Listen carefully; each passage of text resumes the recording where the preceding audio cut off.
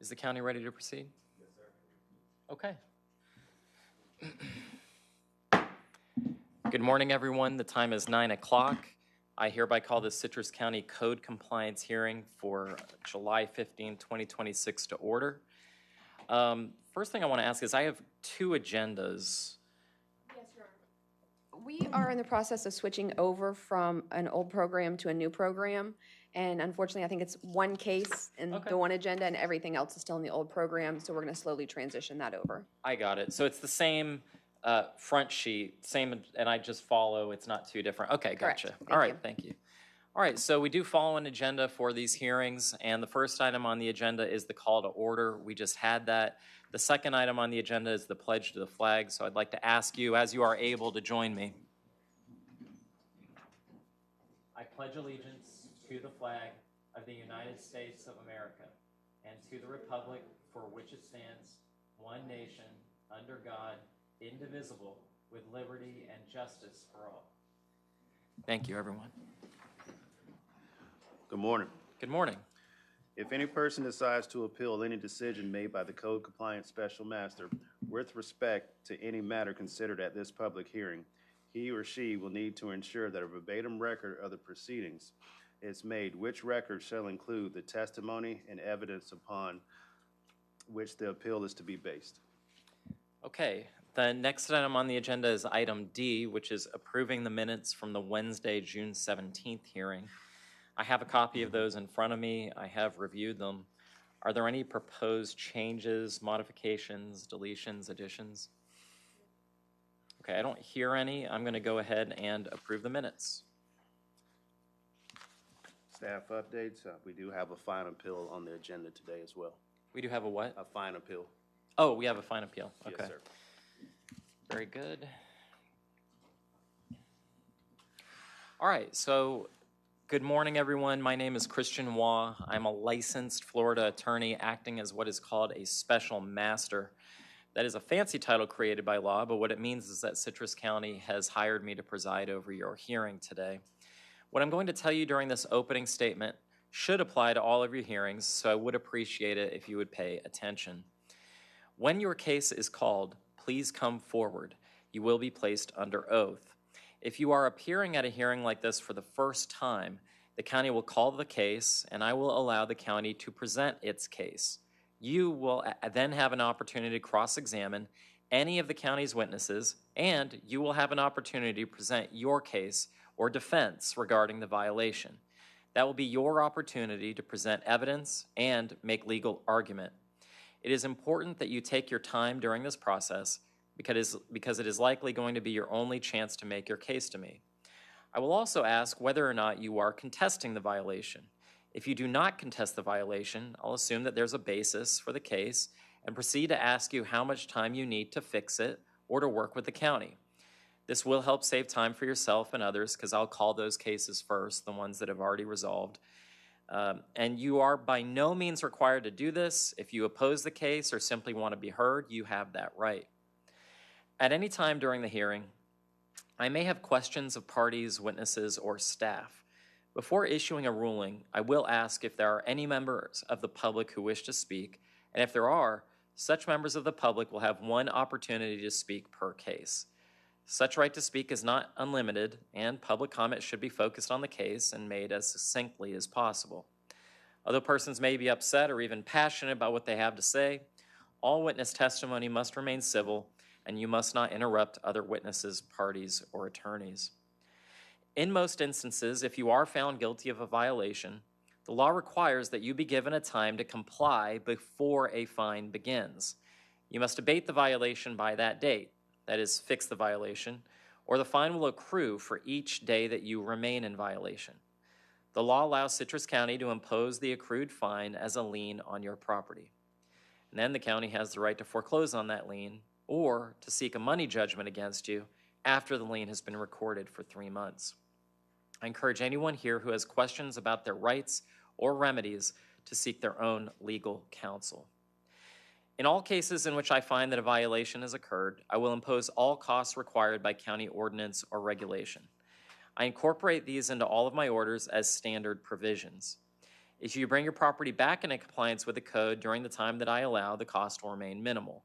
But if you do not timely fix the violation, you'll be responsible for additional costs. I should mention that there are some cases where the alleged harm and damage is what is called irreparable. And there won't be a time to bring the property into compliance if it's that type of case. In that case, the county will ask for a fine, and if I find that there is a violation, I'll assess that fine immediately. Let's see. You do have the right to appeal any order that I make today, as may be provided by law. Thank you for your attention. First case on the day's agenda is no contest. Property owners Justin, Abigail Blevins, and Patricia Clemens. Case number 2026-653, Code Officer Robert DeNaro, page 5 of your agenda. And Your Honor, as the parties approach, I've been notified as a no contest. The parties agree to 30 days to cure and $150 a day thereafter if not brought into compliance.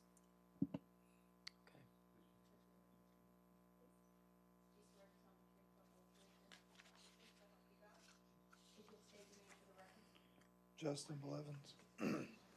Okay. Robert DeNaro. Sorry. Good morning, sir.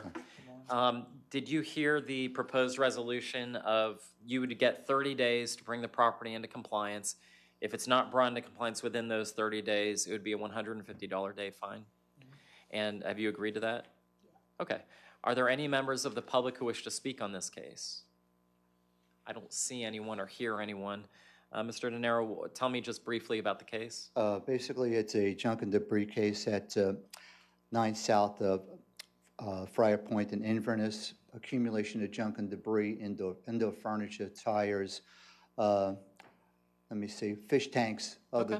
like things of that nature. Okay, then I have no reason to disregard the proposed resolution. I'll accept it. I'll give you 30 days to bring the property in compliance, no fine until that time. I'll issue a written order to that effect and incorporate my standard order provisions, okay? All right, thank you, sir. Thank you. Next case, no contest. Pamela I. Frederick and Terrence J. Frederick, case number 2026-665, Code Officer Robert DeNaro, page 10 of your agenda. Your Honor, I've been notified the parties have agreed to 30 days to cure and $150 a day thereafter if not brought into compliance.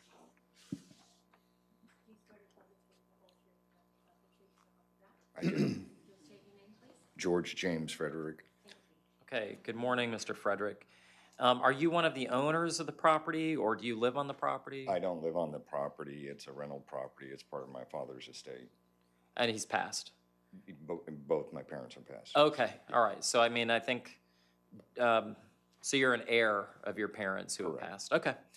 And have you heard the terms of the proposed resolution of 30 days to resolve with $100 if it's not resolved per day? 150, Your Honor. Oh, I'm sorry, it's 150. 150. I heard 100. Okay. And you've agreed to that? I have no choice, yeah. Oh, you do have a choice. You can contest whether or not there is a violation and present evidence to No, me that. I agree 100%. Okay, Because okay. I've been over there helping him get it cleaned and getting dumpsters and stuff to clean out the All property. right, fair enough. Then is there anyone from the public who wants to be heard on this case? Okay. Again, Mr. Nero, what's the factual? Well, the facts on it, 2839 West Ocala is the accumulation of junk and debris, numerous trash bags, mattresses, tires, etc. Okay. Then I'll accept the proposed resolution, grant you 30 days to bring the property into compliance. If it's not brought into compliance as ordered, $150 a day. We'll issue a written order to that effect. Okay, am I able to call, like, let's say in a couple weeks to Oh, have you someone should. come? Anytime it's ready, as soon as you can, make the call. And I call the Lecanto office, though, or? Yes. I'll let Mr. De Niro and the This, county tell you about it? Yeah, all right. all right, Thank you, sir. all right. Am I allowed to leave? You're, then? please, yeah, go about your day. That's the benefit of resolving it. You can go. Okay. Next two cases are no contests. Case numbers, property owner James L. Grimes, case numbers 2026-689, 2026-711, Code Officer Robert DeNiro, page 12 and 13 of your agenda. Your Honor, I've been notified the parties have agreed to 30 days to cure on each case and $100 per case as the resolution if not brought into compliance.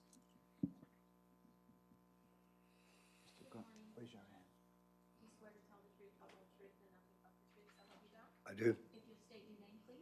James Grimness. Good morning, Mr. Gremness.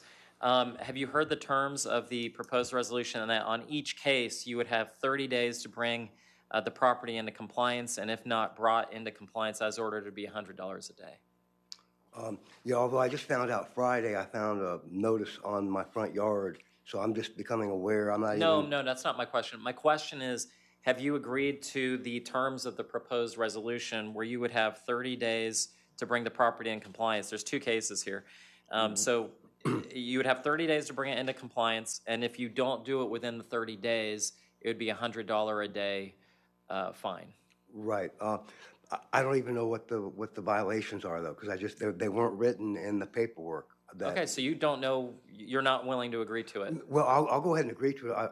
It would have been done had I known, and I don't understand why I wasn't notified. If you want to present a defense, then we'll just kick it to the back. All right, you'll have your chance to make a defense.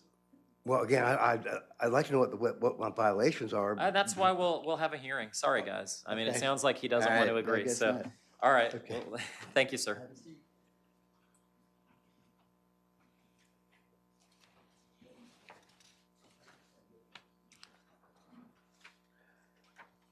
All right, next case, no contest. Jesse Jesse E. Onaday, case number 2026-609, Code Officer Robert De Niro, page 20 of your agenda.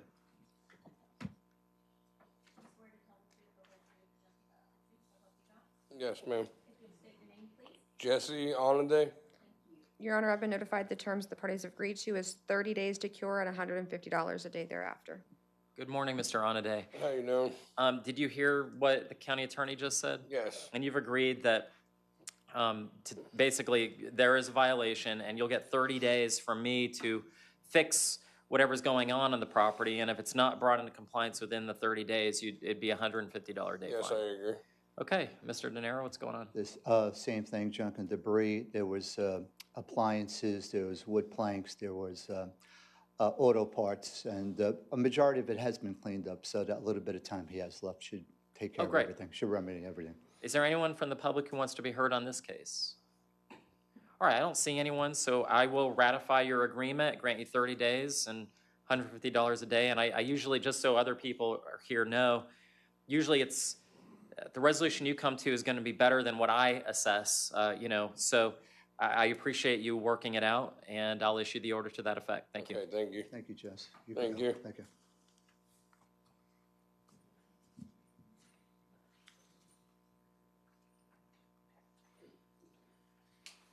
Next case is our fine appeal. Oh, no, wait, the no contest is Owens first. Do we have an Owens? Owens. I apologize. We have a no contest for Owens, Catherine J. Owens, case number 2026-696, Code Officer Cody McGuire, page 21 of your agenda. Your Honor, I've been notified the parties have agreed to 50 days to cure, sorry, no, I said that wrong, 30 days to cure and $50 a day thereafter.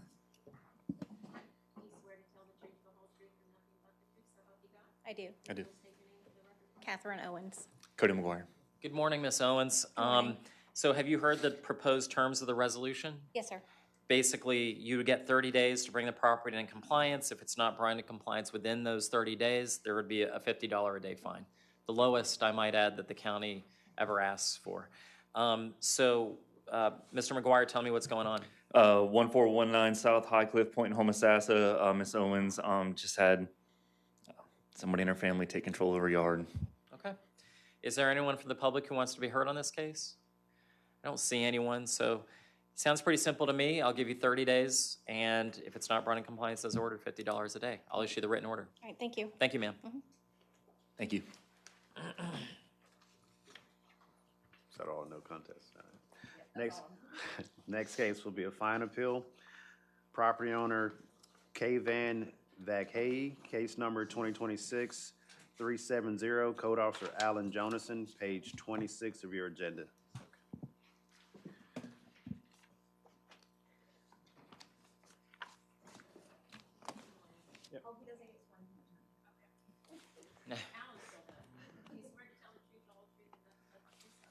I do.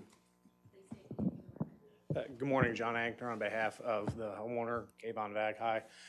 We are appealing the imposition of fines against the property, and I'd be clear, not the full imposition, just the amount. The property has since been cleaned up and brought into compliance. I believe that the county was contacted yesterday. I don't think we've had enough time for someone to go out and review the property to confirm that it's in compliance. But the homeowner was out there, sent over quite a few pictures. I sent over an email to Susie Lott yesterday with photos of the property prior to the cleanup, photos of the property following the cleanup showing that it's been resolved. Do understand if the county has to actually go out there and verify that, but the client is looking for a reduction in the fines if that's something that can be done. So I just want to make sure I fully understand. So this was a case, I mean, it's a recent case. It's not an old one. I granted apparently 10 days and $150 a day. And has it been brought, I mean, are you representing that the property's in compliance? And Yes, has and the I county have- had a chance to inspect that? I have not, no, sir. Okay. I do have, if you'd like a copy, I've got the copy of the letter that was sent over to Susie yesterday. It does have photos of the property. Okay. I believe they cleaned it up over the weekend, so it has photos before they got started and then photos when they were finished on Saturday or Sunday, whichever day it was they were out there. Oh, you're 2 floors above me. Okay. Let's see.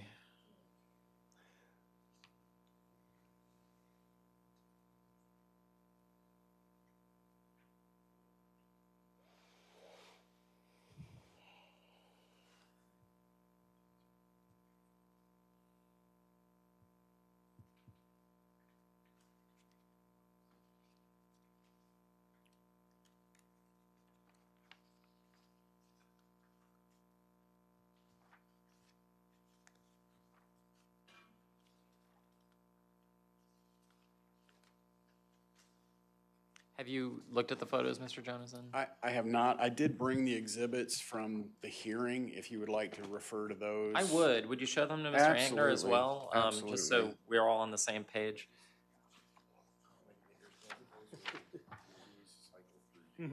Yes, yeah. Does the county have its own policy about once a fine has been put on the property about how it assesses reducing or considering Yes. hardship? Your Honor, the administrative regulation that we have dealing with policies and procedures for leases and reduction of fine appeals, does Your Honor want a copy? I'm curious what the Yes. county, This is for the special master to release the fine during a public meeting. You can render your decision. However, the recommendation by the special master can't release anything in terms of administrative costs. So you can go down to just administrative costs. I understand that, but I mean, like, what happens when someone brings the property into compliance, but there's been a fine, let's say, for recorded as a lien even, for like 3 months, and they come in, they say, I want to sell the property, $30,000 is a lot, can I get a reduction? Are there criteria that the county has in assessing whether or not, how to deal with that request? Yes, you Mr. can go ahead Johnson.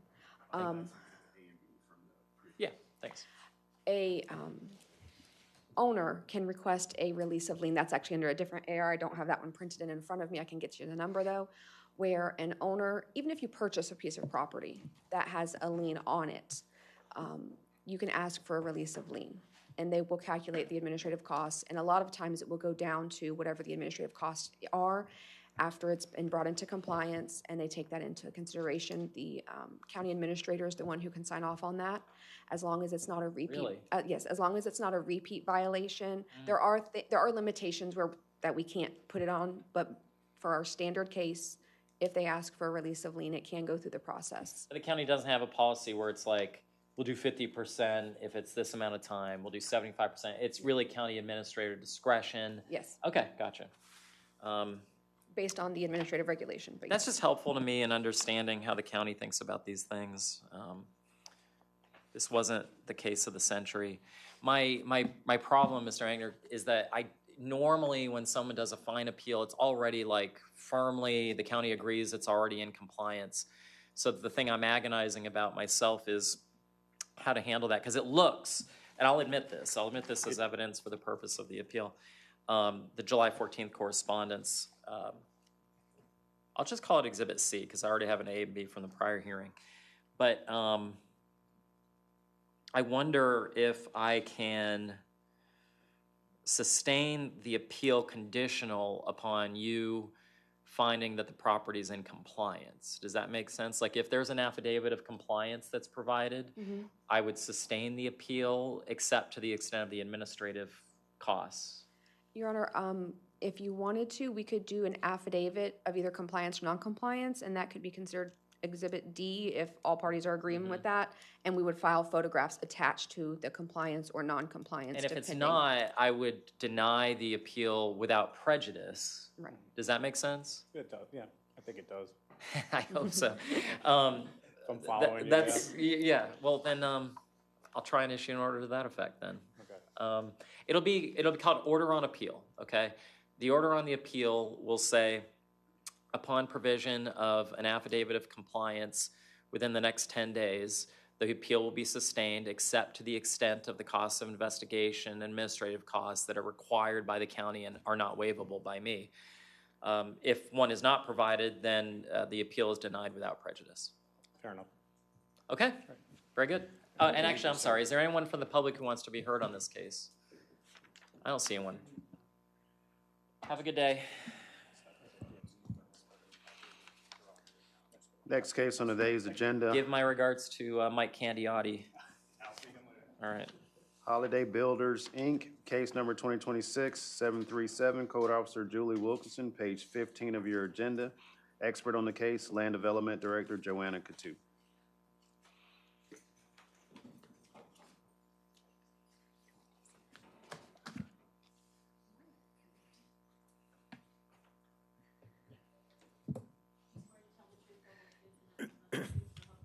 Yes. Julie Wilkinson. Good morning. Yes, good morning. This is a violation of Citrus County Land Development Code, Section 4002, site development without a development order or permit. The address is 3357 West Danny Court in Beverly Hills. The property owner is Holiday Builders, Inc. I have good service via signed certified mail return receipt. I would like to authenticate the following documents and request they be admitted into evidence. Exhibit A, photos I took during my initial inspection on May 27th, 2026, and an aerial from the Citrus County Property Appraiser's website dated July 17th, 2025. Exhibit B, a copy of the notice of violation and notice of hearing, a copy of the general pre-hearing order, and a copy of the signed certified mail return receipt. Okay, then exhibits A and B will be admitted without objection. And it looks fairly self-explanatory, I think, from the photos, but tell me what's going on. So, this lot is a vacant lot. It's 1.06 acres, and it's zoned planned development overlay and rural residential. It was a wooded lot, and it had been clear cut and without a permit being issued. There was a permit, an original permit that was applied for, but was not issued, and it was canceled on May 18th. And then another permit was applied for on May 29th, 2 days after my inspection. And that permit has been issued as of yesterday. Oh.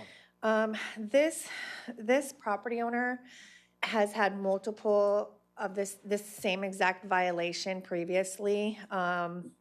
In fact, 2 that were adjudicated guilty about a year ago. So, just want to put that What on were the record. fine amounts on those cases? $2,500 each, What's the county's recommendation on this case? $15,000. Is there anyone from the public who wants to be heard on this case? Okay. Ms. Coutu, is there anything that you'd like to present? And I mean, Have you had interactions with the owner? None whatsoever. She's right. It got issued yesterday. Okay.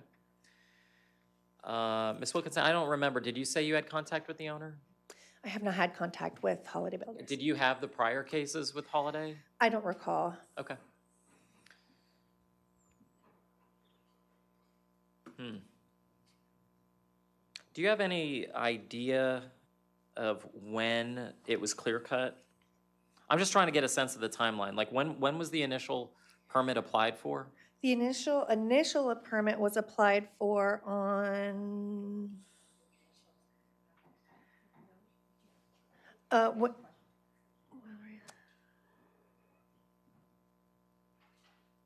I don't have the date for when the original one was applied for, but it was canceled on May 18th, and it was never issued. But the permit that did get issued was applied for on May 29th, which was 2 days after. So presumably it was canceled between May 18th and May 29th, for the initial one. No, the initial one was canceled on May 18th. Oh, okay, got you. You don't Yeah. have the application, I but you don't know have when it when was it- canceled. Yeah, I don't have All when right. it was applied for. Okay, got it. Do you happen to have the case numbers of the other cases? I actually happen to have the findings of facts for those You two have them? cases. Yes, sir. Oh, yeah, I'd love to see those. Can we introduce those as Exhibit evidence? C. Yeah, that'd be great. Thank you. All right, we'll have that be composite Exhibit C. And there were representatives of the owner at that hearing, at least one of them. Two of them. All right, let me just take a look.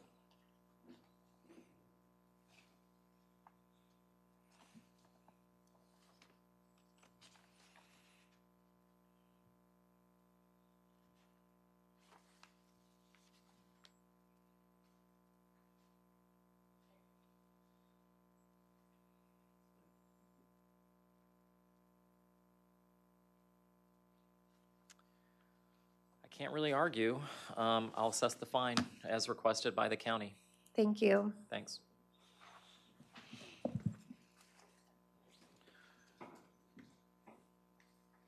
Next case, Citrus Craft Homes LLC, case number 2026-912, Code Officer Julie Wilkinson.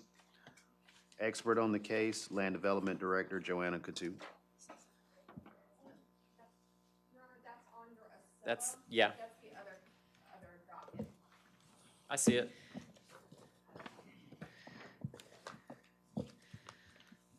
I'm an attorney on behalf of the Okay. respondent. Thank you. And what's your name, sir? My name is Kyle Moses, CYLEMOSES, on behalf of Citrus Craft Homes LLC. Okay, are you an owner or are you representing just as a lawyer, or are you an owner of the company? Just as a lawyer. Okay, great. Yep. Are you an owner of the company? No. Okay, gotcha. All right, well, what's going on? So this is another site development case that occurred at the address 39 West Vacation Place in Denellen, Florida. The property owner is Citrus Craft Homes. I have good service via posting the notice of hearing at the property in the Lecanto Government Building. I would like to authenticate the following documents and request they be admitted into evidence. Exhibit A, photos I took during my initial inspection on May 29th, 2026. As a special note, I would like to say that this document has a Scribner error on the date that the inspection was, the violation was observed. As well as a copy of the general pre-hearing order, a photo of the notice of hearing posted at the property, and a copy of the posting affidavit. Before we get into sharing the exhibits with Mr. Moses to look at, can you tell me a little bit, just provide a brief narrative of what's happening on the property? So this was a wooded lot, and it had been clear cut, graded, and fill had been brought in, and there was no permit that had been issued for this property. There was a permit eventually issued on June 5th, which was after the violation was observed. Mr. Moses, how do you spell your name again? CYLE. C-Y-L-E. I just wanted, I always confirm when Yeah. people show up, and I didn't see it with the K, so there we go. Okay, thank you. And when did you start the investigation? On May 29th. Okay, May 29th. 2026. All right, Mr. Moses, can you take a look at the documents that Ms. Wilkinson has and let me know if you have any objection to them being evidence in this hearing? No objection, Your Honor. Okay, then we will admit those without objection. Let's see. And I'll just take a quick moment to look at them.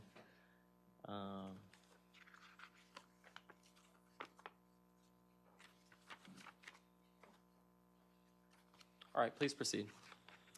This property is listed on the property's appraiser website as a vacant lot. It's 0.23 acres and is zoned planned development residential. I conducted my initial inspection on May 29th, 2026, and observed that the once wooded lot had been clear-cut, graded, and fill brought in. While researching the property, I found that there were no permits issued. A notice of violation and hearing was issued on June 2nd, 2026. On June 5th, 2026, a permit was issued for the property, and I have had contact with Mr. Moses of Citrus Craft Homes. Okay, and is there, I mean, how has your contact with Mr. Moses been? I mean, Very pleasant. okay. Yes. And I'll get to you, Mr. I'm just always, Sure. Have they indicated that there was an issue? I mean, I don't. Just that it was an oversight. It wasn't malicious. It was an accident. Yeah, okay. Mr. Moses, what's going on? In this case, Your Honor, a little different than the others you may have seen. The county had, pursuant to the LDC, we applied for a permit. County had approved the permit, and the permit fee was outstanding and hadn't been paid. Between the county having approval, we noted that for our contractors. Internally, they cleared the lot, and then as soon as the notice was mailed on June 2nd to me, and as soon as we got it, we paid the fee. Administrative oversight, obviously we shouldn't have done that, but it wasn't something that was intentional at all. And, without getting too far into, what does the LDC require in county approval and all that, I don't think it's necessary because, again, this is not a case that, like some others you've seen, that may be punitive, may warrant some sort of punitive damage. But in this case, we cured it immediately. We stand here in front of you today, cured. And I think the county agrees with that too. The permit has been paid. It was issued, like I said, the very same day we got the notice. So. Okay. Have you heard anything you disagree with, Ms. Wilkinson? No. Is there anyone from the public who wants to be heard on this case? What are you looking for? $5,000. All right, so normally on these cases when it's not punitive, and I agree, I don't really have any reason for punitive. You sat here on the last case, which was in part punitive. Sure. I assess $2,500 normally. Because that's the message that's sent. And so in the prior case, for example, there were prior orders on Holiday Builders. They were both $2,500. It didn't get fixed. So I am going to assess a $2,500 fine, and that's the cost of just getting it wrong, I guess. But that's what I'm going to do. All right. Thank Okay. you. Good luck. Appreciate it. Thank you. Next case, Sandor and Wendy Gonzal, case number 2026-580, Code Officer Robert Tenaro, page 11 of your agenda. Expert on the case, Joanna Coutu. Your Honor, as the parties approach, the agenda is incorrect. I believe that they were cited under 3102E, And not and I missed the page number. page 11. Okay, thanks. So let me get to that on my agenda. I'm now on page 11. And so 3140 is not the No, Your Honor, I believe it's 3102E. 3102E. All right, we'll get to it. Thanks. Yes, ma'am. Wendy Gonsel. Good morning, Ms. Gonsel. How are you? Good. Mr. Denaro? Thank you. Robert Denaro, Citrus County Code Compliance Officer. This case number is 2026-00580, Land Development Code Section 3102E, Special Requirements for Accessory Uses. The address for this property is 4672 East Hillsdale Lane, Inverness, Florida. Property owners Sandor and Wendy Gonzal. Good service via signed certified returned receipt. And I would like to authenticate the following documents and request them to be admitted into evidence. Exhibit A, photos taken during my initial inspection on April 22nd, 2026, photos taken during my corrective action inspection on May 22nd, 2026, and my final inspection photos conducted on July 13th, 2026. Exhibit B, a copy of the notice of violation, a copy of the notice of hearing, a copy of the notice general pre-hearing order, a copy of the signed certified mail receipt. Can you tell me a little bit about what the case is? It's a storage of 3 Connex containers on the property. 3? Yes. Okay. 3. All right, then, ma'am, could you take a look at the proposed exhibits and let me know if you have any objection to them being evidence in this hearing? I know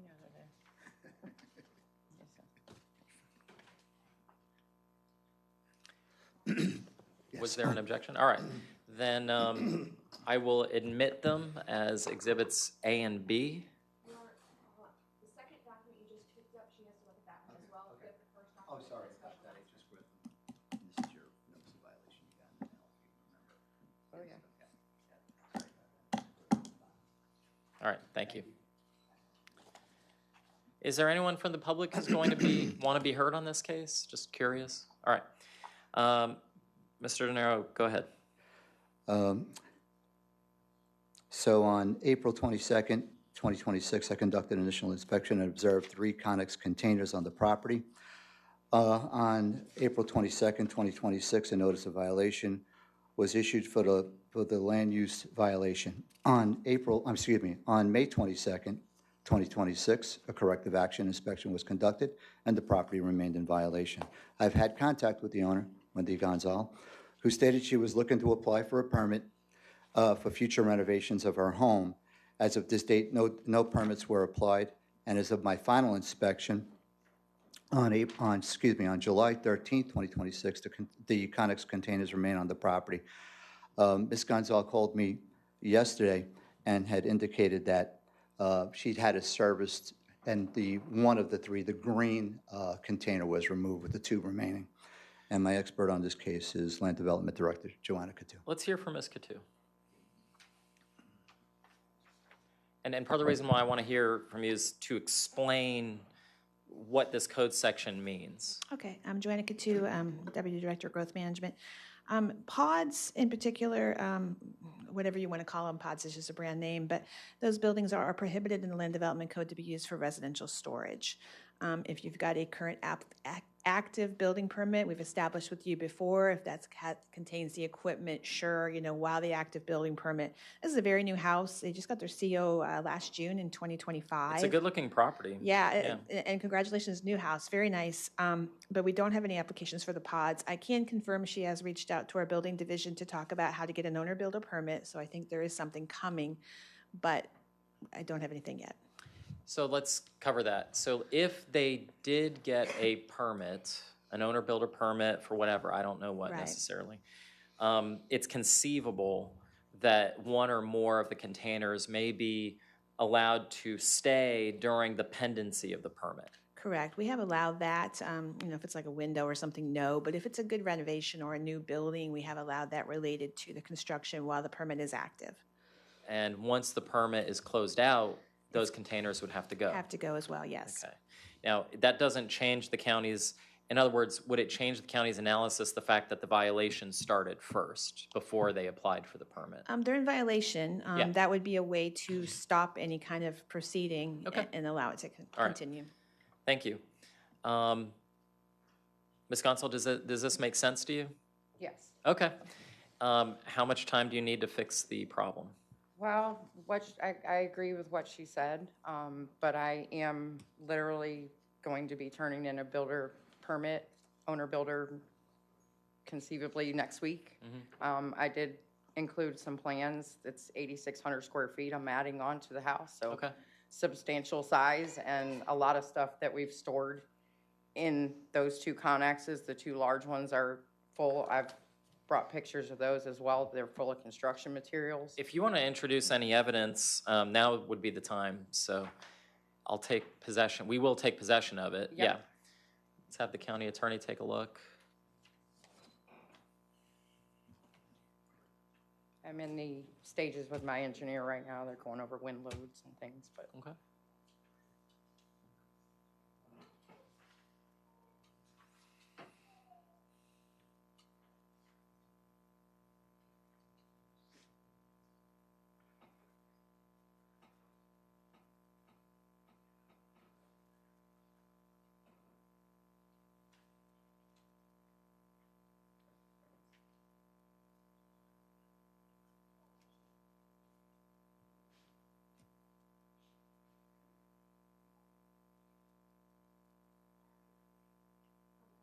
Just to keep a clean record, ma'am, I have exhibits A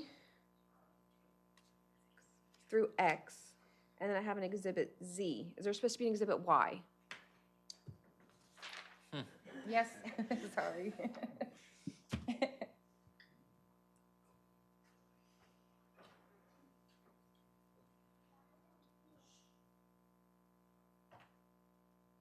There was some stipulations on the roof. That's what's the holdup, so. Okay.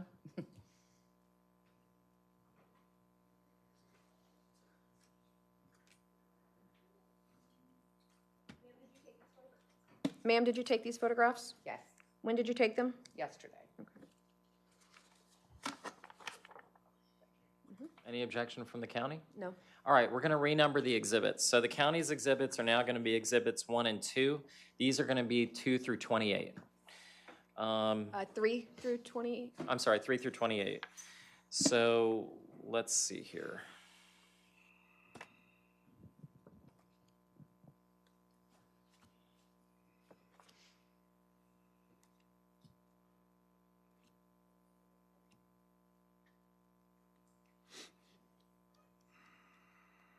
Okay. I mean, I accept the photos for the proposition that the containers could be useful, you know, based on the permit. All right, so what's the county's recommendation? The county's recommendation was a fine of $100 a day, Is how much? $100 a day. Okay. What I'm going to do is find that a violation exists, grant you 30 days to bring the property into compliance. So that should, I mean, if you get a permit, it goes away. If you remove the containers, it goes away. Either way, you have 30 days. If it's not brought into compliance within the 30 days, it'll be $100 a day. Okay? Yes. All right, thank you. Thank you so much.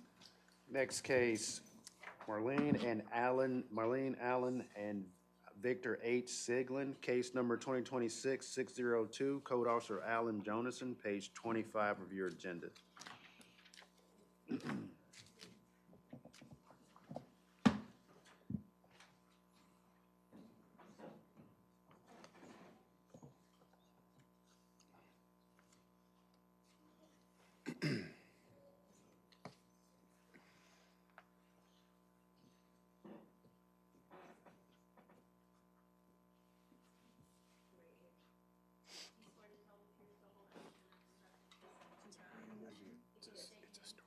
My name is Kenneth Sullivan. I'm sorry, what is it? Kenneth Sullivan. Kenneth Sullivan. Mine's Gary Foss. Marjorie Sullivan and Christina Sullivan. Okay, Doreen Foss and Ruby Jane O'Donnell. very good. My priest always says that it's not a proper church unless you can hear the kids, you know, so, all right, so we've got that. Do I have, are you guys tenants of the property? No, sir, what we have here is a residential lease for the next 10 years with. So you have a lease? Yes, sir. Okay. And, You're living on the property? well, Moving. we're in the middle of the transition from one property to the other.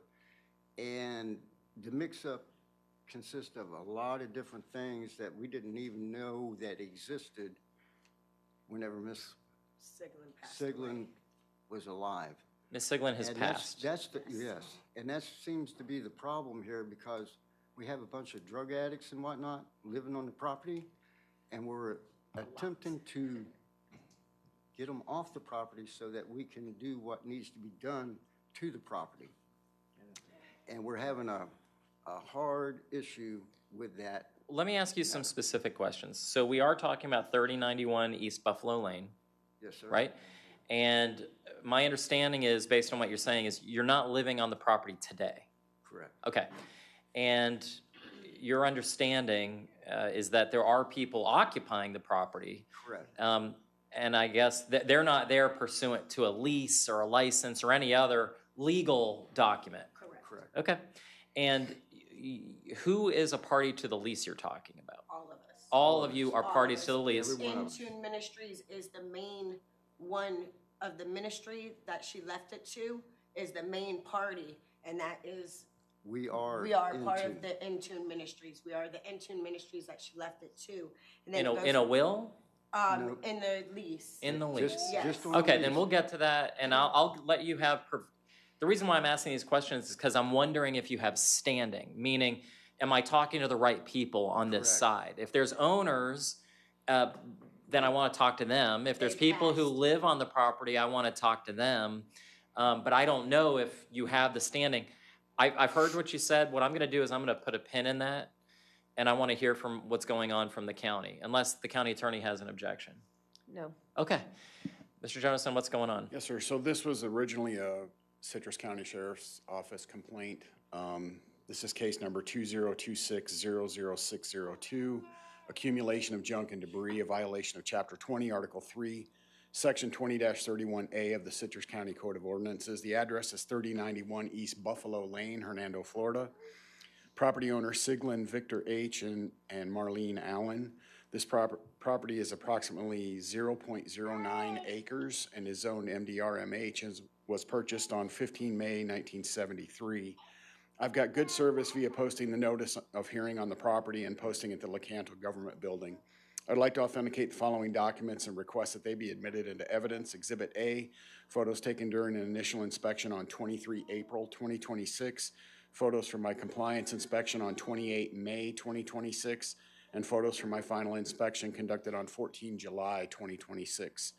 Exhibit B, a copy of the notice of violation, a copy of the notice of hearing, a photo of the notice of hearing posted on the property, a copy of the pre-hearing notice, a copy of the posting affidavit, and a copy of the property appraiser. Give me a narrative of what's going on.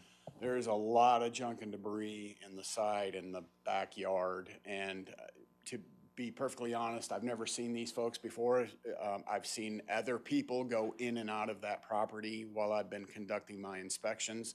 I have no reason not to believe that they're not telling the truth. You don't have any information that I do contradicts not. anything they've I do said? not. Have you had any actual interactions with people occupying? I the have property? had, I don't know if the person walked over from an adjacent property and said that he was taking care of the property and he would have it cleaned up. That obviously did not happen. Is that you, sir? You raised your hand? I know, I did, when he posted it, I did talk to him that day. Yeah. That was the only Okay, time yeah, that yes, sir, my that husband was him. seen him Okay. Yes, sir. when he posted Okay. the things. All That right. was it. So we cleared that up. Yes, sir. And do, how many people have you seen on the property? 3 or 4. And you said it was 0.09 acres? Very small, 3,800 square feet, actually. Okay. Did you see or have any health, safety, sanitary concerns? Yes. And what are they? Again, it came from Citrus County Sheriff's Department. The indication was there was illegal activities going on in and out of that property. Do you know what was the nature of the alleged illegal activities? I don't know. Okay. I do, because, I'm not quite ready. Okay. All right, then what I'm thinking is, let's turn to y'all. Do you have a copy of the lease that you're talking about? Are you prepared to let me look at that as evidence in this hearing? Hand everything over to Everything you. over. Why don't we? To a pile of trash, man. We gotta clean it up now. And, We just and had a the chance to- address Oh, it'll get is- cleaned up. I mean, the it's not. address is, which is wrong, which I found out that the gray house. Actually, hold on, ma'am. I just want to talk about the lease. So can I get a All copy right, of the here's- lease? Here's the lease. Everybody can have a copy of it. You have multiple copies with you? Yes. Yes. I came prepared. We came prepared. Okay, let me see. Let me make sure. Okay, that's the business. That's the first one.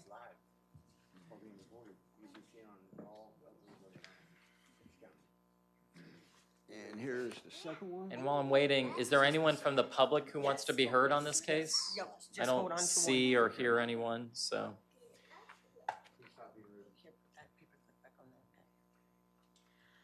And Your Honor, I think this is about to commingle, so I want to go ahead and bring it to the court's attention. We do have another case with Ms. Siglin. I see it. There's three of them, actually. No, the third one it was the wrong address. So But we you have will be getting it. two of them, and it looks like the lease that I'm holding in my hand is for the property in this current case as well as in the other case Okay. as well. Yeah, I just want to see it if I can. Is that another copy, sir? Yes, sir. Mr. Jonathan, would you mind? I'm sorry. Sure. Thank you. We've had Duke Energy come out. If you would just wait, I'll wait for the county attorney to let me know if there's an objection to it.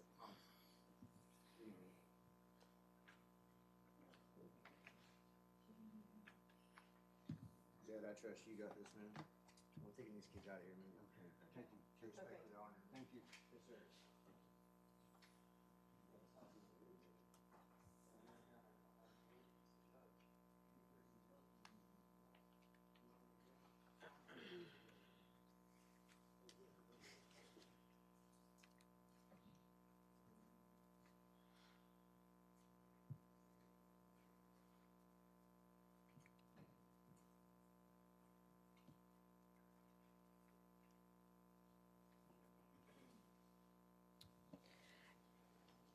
Your Honor, I don't deal with leases every day in my everyday life, but my understanding is property agreements had to be notarized, and this isn't notarized. That's my only concern with the document.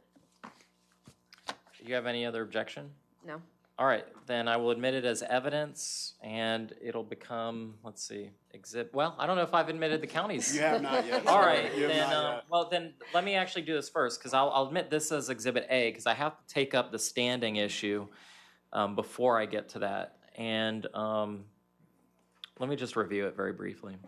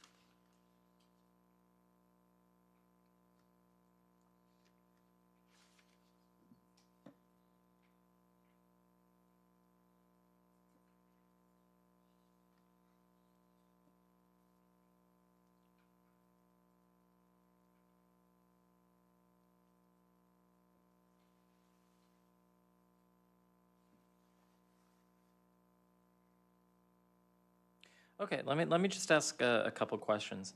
So why would it be a 10-year lease?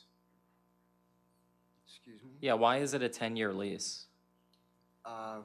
Well, I think she anticipated her death. And whenever I talked to her before, she tried to get her brother to come down from, I think it was Utah or Idaho, someplace like that. And he said, I'm old. I can't mess with this. It's too much of a mess. And whenever we discussed it with her, we knew that it was going to be a mess, but not this much of a mess. I didn't. And both of the Siglins have passed away? Yes, sir. When did they pass away? Victor was, I think, 10, 15 years ago, And Miss Siglin just did it February 4th of this year. January 4th? February 4th. And we've tried to pick up her remains, but her grandson's the only one that can pick up her remains. They picked her up from the house, and I didn't even know that they picked her up from the house because we didn't find out about any of this until April. Whenever this exploded, and I'm, whoa, wait. And that's whenever we had went and turned on the electricity at the yellow house, and then we find out that they've swapped the meters all around, and now we got a big investigation with that, and we had to file a report. All right, let me cut to the chase. So I'm going to admit the lease and provisionally, you know, and find that you have standing, okay, to talk about the case. I'm not passing on anything about the validity or the authenticity of the document or anything like that. Now I want to see the exhibits from Mr. Jonason, and if you would, just show the, do you have any objection to these documents being evidence in this hearing? Which I've already seen them, but this is my only problem. This is a gray house considered 3091. This is from Google Maps of 3091 I don't want to, ma'am, listen closely. I don't want to talk about your documents. Ma'am, hold on, listen. I want to talk about these documents. So what is, technically, do you have any objection to them being evidence? No. Okay, all right. Because we'll hear what you have to say about it.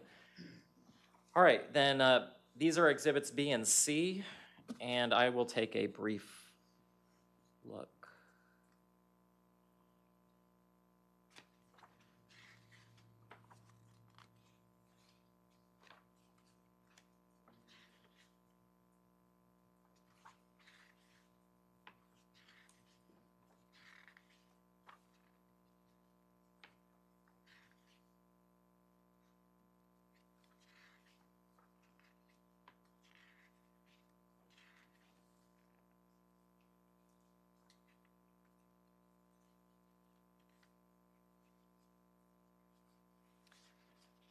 I don't know what the answer to this is, Mr. Jonason, but has there been improvement since you opened the case?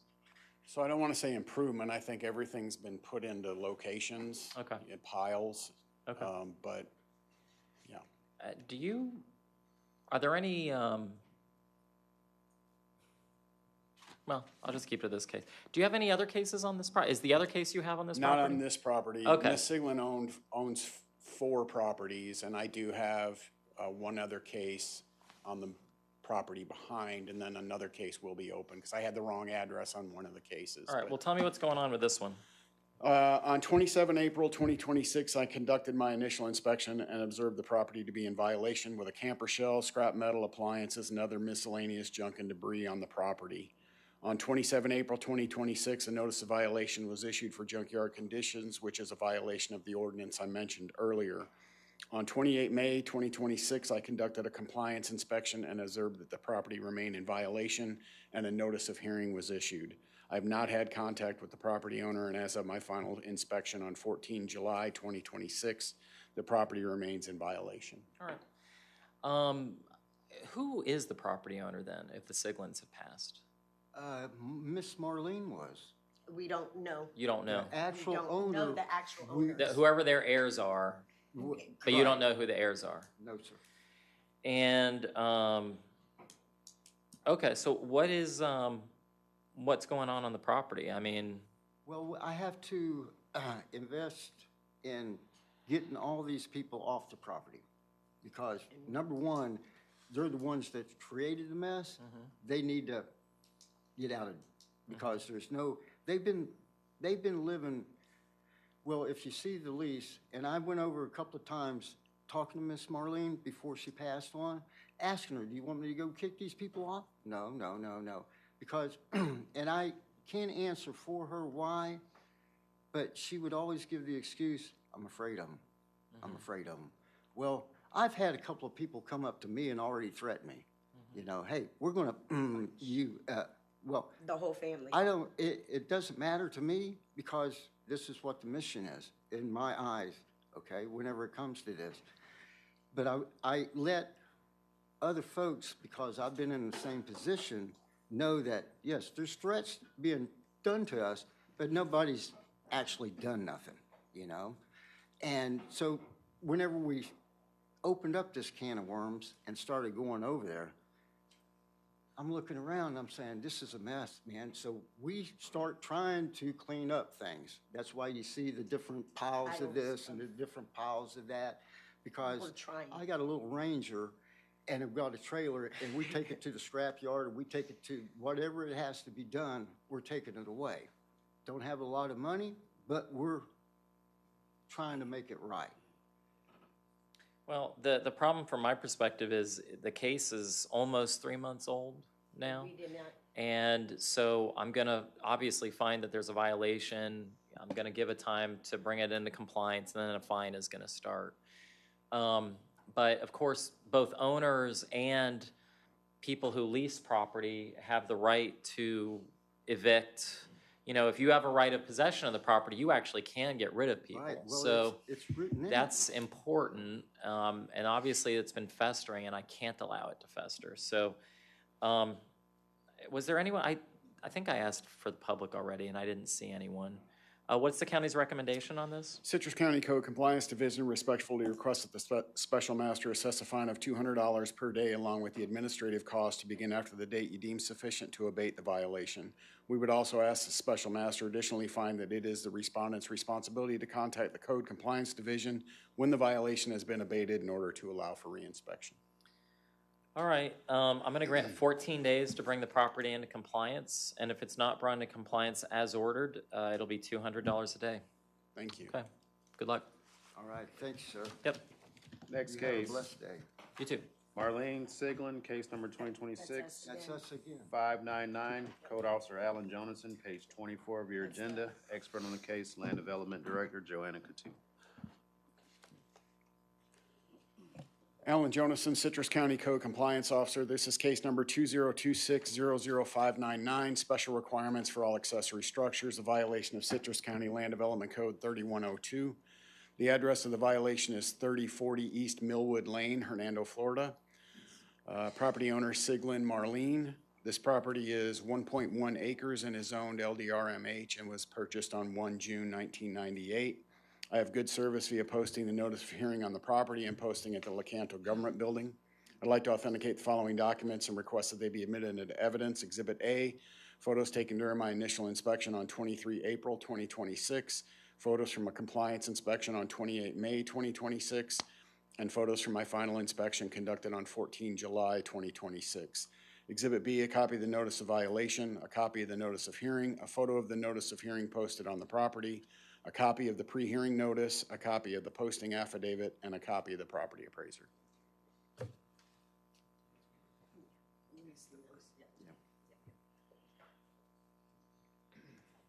Thank you.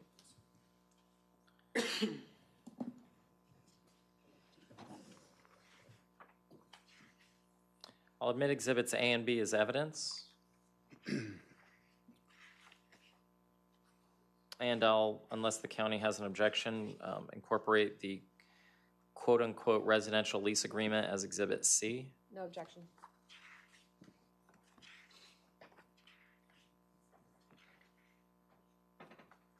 All right, please proceed.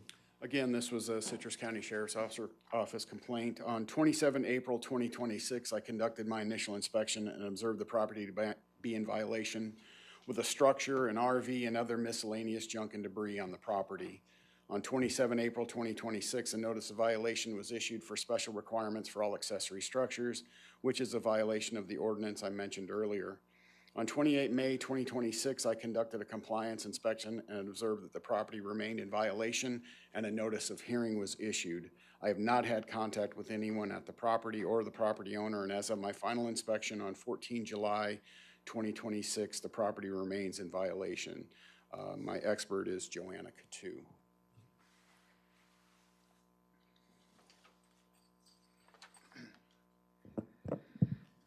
Joannic 2, it's about 1.2 acres. I don't have any applications. It looks like once upon a time there was a mobile home here.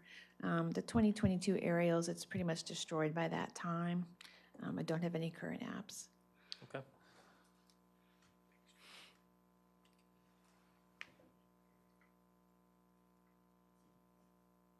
Okay. And what before I turn, what's the county's recommendation? $200 per Okay. day along with administrative. Same thing. All right. So I assume it's the same thing happening. Correct. Anything else? I've turned that property actually into God's house. Okay. Into this- ministries, that this property is- is going into the ministry property. That As- is what is under the business, Actually, address, As is under the- everything. property. Why didn't she deed the property instead of just giving a 10-year lease? I can't tell you that. Can't answer that. Maybe she thought that because we come from the same area, that if we mean what we mean about God, then you got to go through this. Okay. That's the only conclusion. I mean, I don't understand either. She could have wrote it right off $1 or whatever, but Yeah. we have to go through this. Okay. So if you do want to introduce something, let's introduce it in evidence, and I'll take a look at it. That's fine. Yep, that's fine. It's a And I have copy, another- right? I It's have not. another copy of that too. That's okay. Well, Okay, one is yep. good. One's fine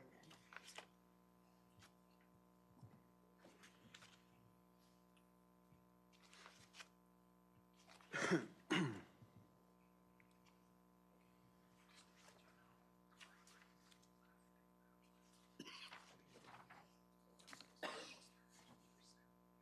May I approach? Yeah.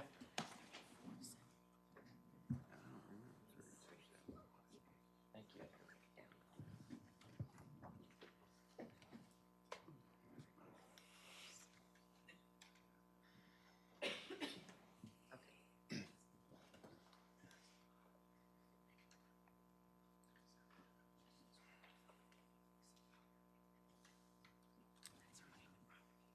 Okay, so this is a document from the Florida Department of State Division of Corporations. It says the Articles of Incorporation for Intune Ministries, Inc. were filed on May 11th, 2026. So you basically in May created the ministry company. Is that correct? Correct. Correct. We had, whenever we entered the lease back a year ago, it was a dream. It was a dream. That's the only way I can express it. It didn't exist at that time, though. Correct. The whole, well, it did in air, but not as a business. As paper. And whenever I found out that she passed, I said, okay, well, I guess we got to go ahead and go with this. You know, this is what we created. We must do this. So even though it says on the residential lease agreement that's dated July 15, 2025, that Intune Ministries, Inc. is a party to it a year ago, almost exactly a year ago. It is. A year, Today, exactly a because I got year. married- I got Okay. married on her property too. But the company itself was actually only incorporated in May. Correct. Okay, all right. Let's see. Da-da-da-da-da-da. That was a blessing I did today. It's a challenge all around.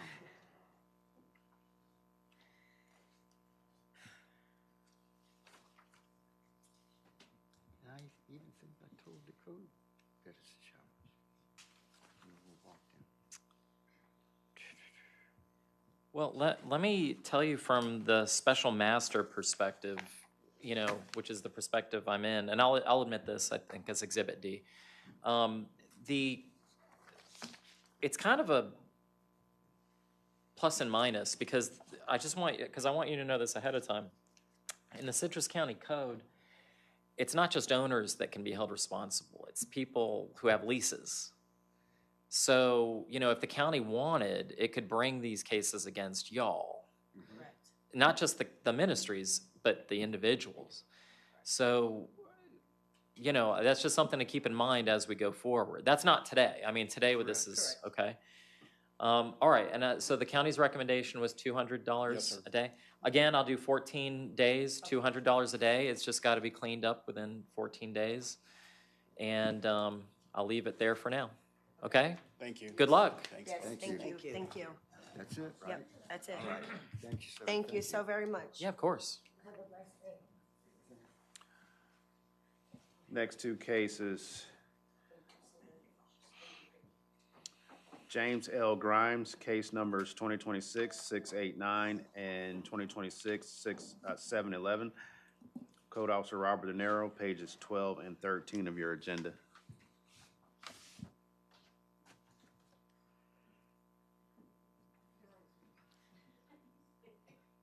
Here we go again. All right. Are you ready? Yes, I am. Robert De Niro, Citrus County Code Compliance Officer, case numbers 2026-00689, the accumulation of junk and debris, a violation of Chapter 20, Article 3, Section 20-31A of the Citrus County Code of Ordinances, and 00711, unlicensed inoperable vehicles, violation of Chapter 20, Article 4, Section 20-41 of the Citrus County Code Compliance Ordinances. The address is 103 Sunset Terrace, Inverness, Florida. The owner is James L. Grimes. Good service, posting of the notice of hearing at the property and the Lecanto Government Building. And we're taking both of the cases at once, Yes, correct? sir. Okay. I would like to authenticate the following documents and request they be admitted into evidence.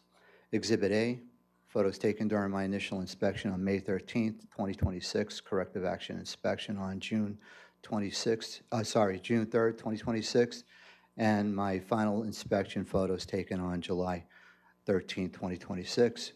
Exhibit B, a copy of the notice of violation, copy of the notice of hearing, copy of the general pre-hearing order, and a copy of the posting affidavit along with the photos of the posting at the property. Okay, just tell me what's going on. Numerous boats, a couple of vehicles, along with junk and debris, a trailer with a lot of vegetative matter, boat parts all over the property. So, Mr. Grimness, I will want to hear what you have to say about the property because you have a right to be heard, and especially if you contest whether or not these are violations. But I like to make sure that the county explains everything so that you do know what's going on. That's the point of the hearing, okay? The first thing I need to ask you to do is just look through the documents he's going to show you and let me know if you have objection to them being evidence today in this hearing. This is obviously the front end. Right. The boats. Right. Okay. These close-ups are getting less and less flattering, by the way. As time goes on, it's... Okay, the front of the house? Right. Okay. Yes. Oh, yeah. This is, yeah. This was, Yeah. you'll get a Oh, copy of man. this eventually. This If it was 10 years ago, it might have been different, but geez. Violations, okay, this is the junk, this is the junk one, and this is regarding the cars and the boats, okay? Okay, I gotta give this to the judge now. Sir, do you have any objection to these photos being evidence? Not really, but again, as long as the vehicles are properly tagged, et cetera, that's not a problem, correct? We'll get into that, and we'll talk about it, because I don't even know what they're saying about the vehicles right now. Okay. So let's find out. It's not necessarily just the tag according to the code section, but I'm curious what's going on, so please proceed. Yes, thank you. This property is a single-family residence. It's on 0.9 acres in Zone Coastal Lakes Residential. On May 13th, 2026, I conducted my initial inspection and observed boat parts, power equipment, trailer containing vegetative matter, along with miscellaneous junk and debris throughout the property, as well as a number of unlicensed vehicles, boats, and cars on the property.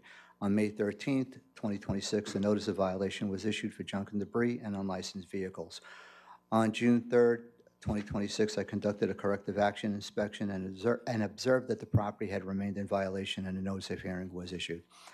I've had contact with the property owner just recently. In the last couple of days, he had called, and as of my final inspection on July 13, 2026, the property remains in violation. Okay. Let me see. Let me just take a look. Okay, so I've looked through Exhibit A on the junkyard conditions case. Are the photos the same in each case? Pretty much. Okay. I just kind of tried to reduce the photos in regards to just specifically trying to zero in on the unlicensed vehicles. Before I turn to Mr. Gundemus, what vehicles are the subject of this The case? subject, basically almost all of those boats, the Toyota SUV, and then that little, I think it's a Chevrolet that's alongside of the trail that has the Florida Gator plates. They're all unlicensed. No, if it has a gator plate, it's fine. You No. don't need a. Sorry I'm about not that. just Yeah. I'm joking. Sorry about that. I was all right. unaware of that. No. Citrus County Justice. Yes, that's it. No, I'm joking, of Yes. course. All right, let me just take a look. All right, so Mr. Gundemus, does the county's case make? I mean, I think they're saying that almost all the vehicles. That's incorrect. Okay. What are the vehicles that are correctly and current, if you will? The SUV, the Toyota 4Runner, 1999, that's current. With minor exception, the vehicle with the Gator tag on it, that is not currently registered. Okay. So that is correct. The reason why I think Mr. Nero is under a different impression is, and why the evidence shows otherwise on the 4Runner, is there's only a sticker for August 2025 on it. The registration sticker says August 2025, and obviously we're long past that. On the 4Runner? Yeah. I know I've got a brand new plate. They're getting ready to go on it. Could I see that photo? Yeah. I'm referring to page 7 of Exhibit A. Just go ahead and show that to him. So it's currently obviously in violation of the law based on the way it looks.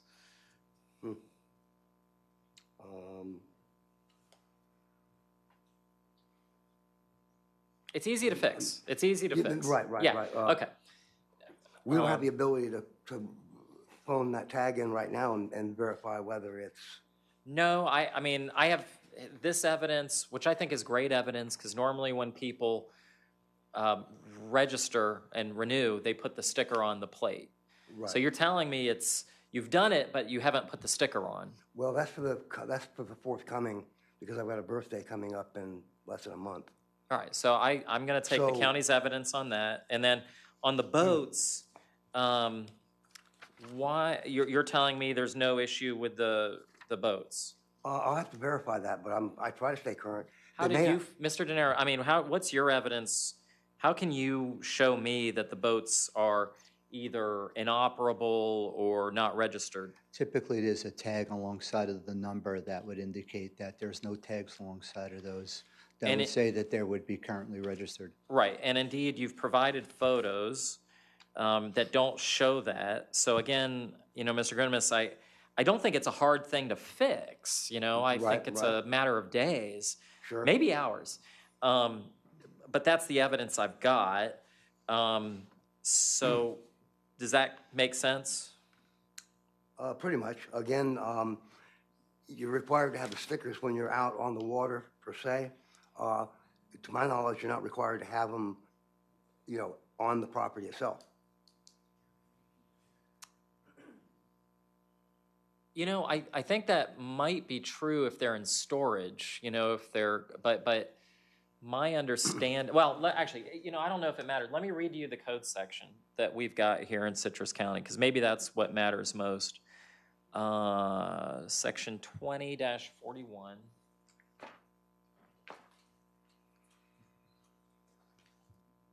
Here's what it says.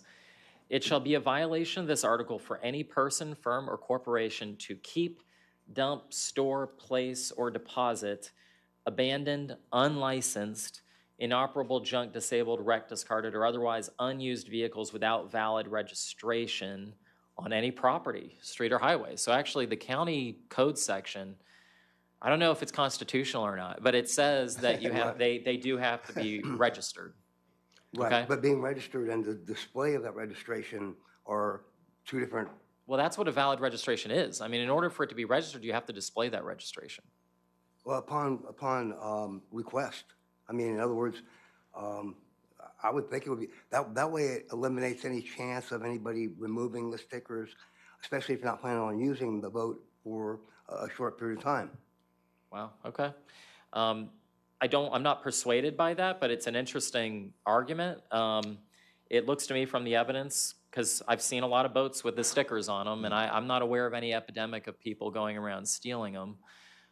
That might be the case. I don't know, but to me, the evidence is pretty clear that they're not registered at this time. So what I'll do is I'll grant you a certain amount of time to bring it into compliance without any kind of a fine.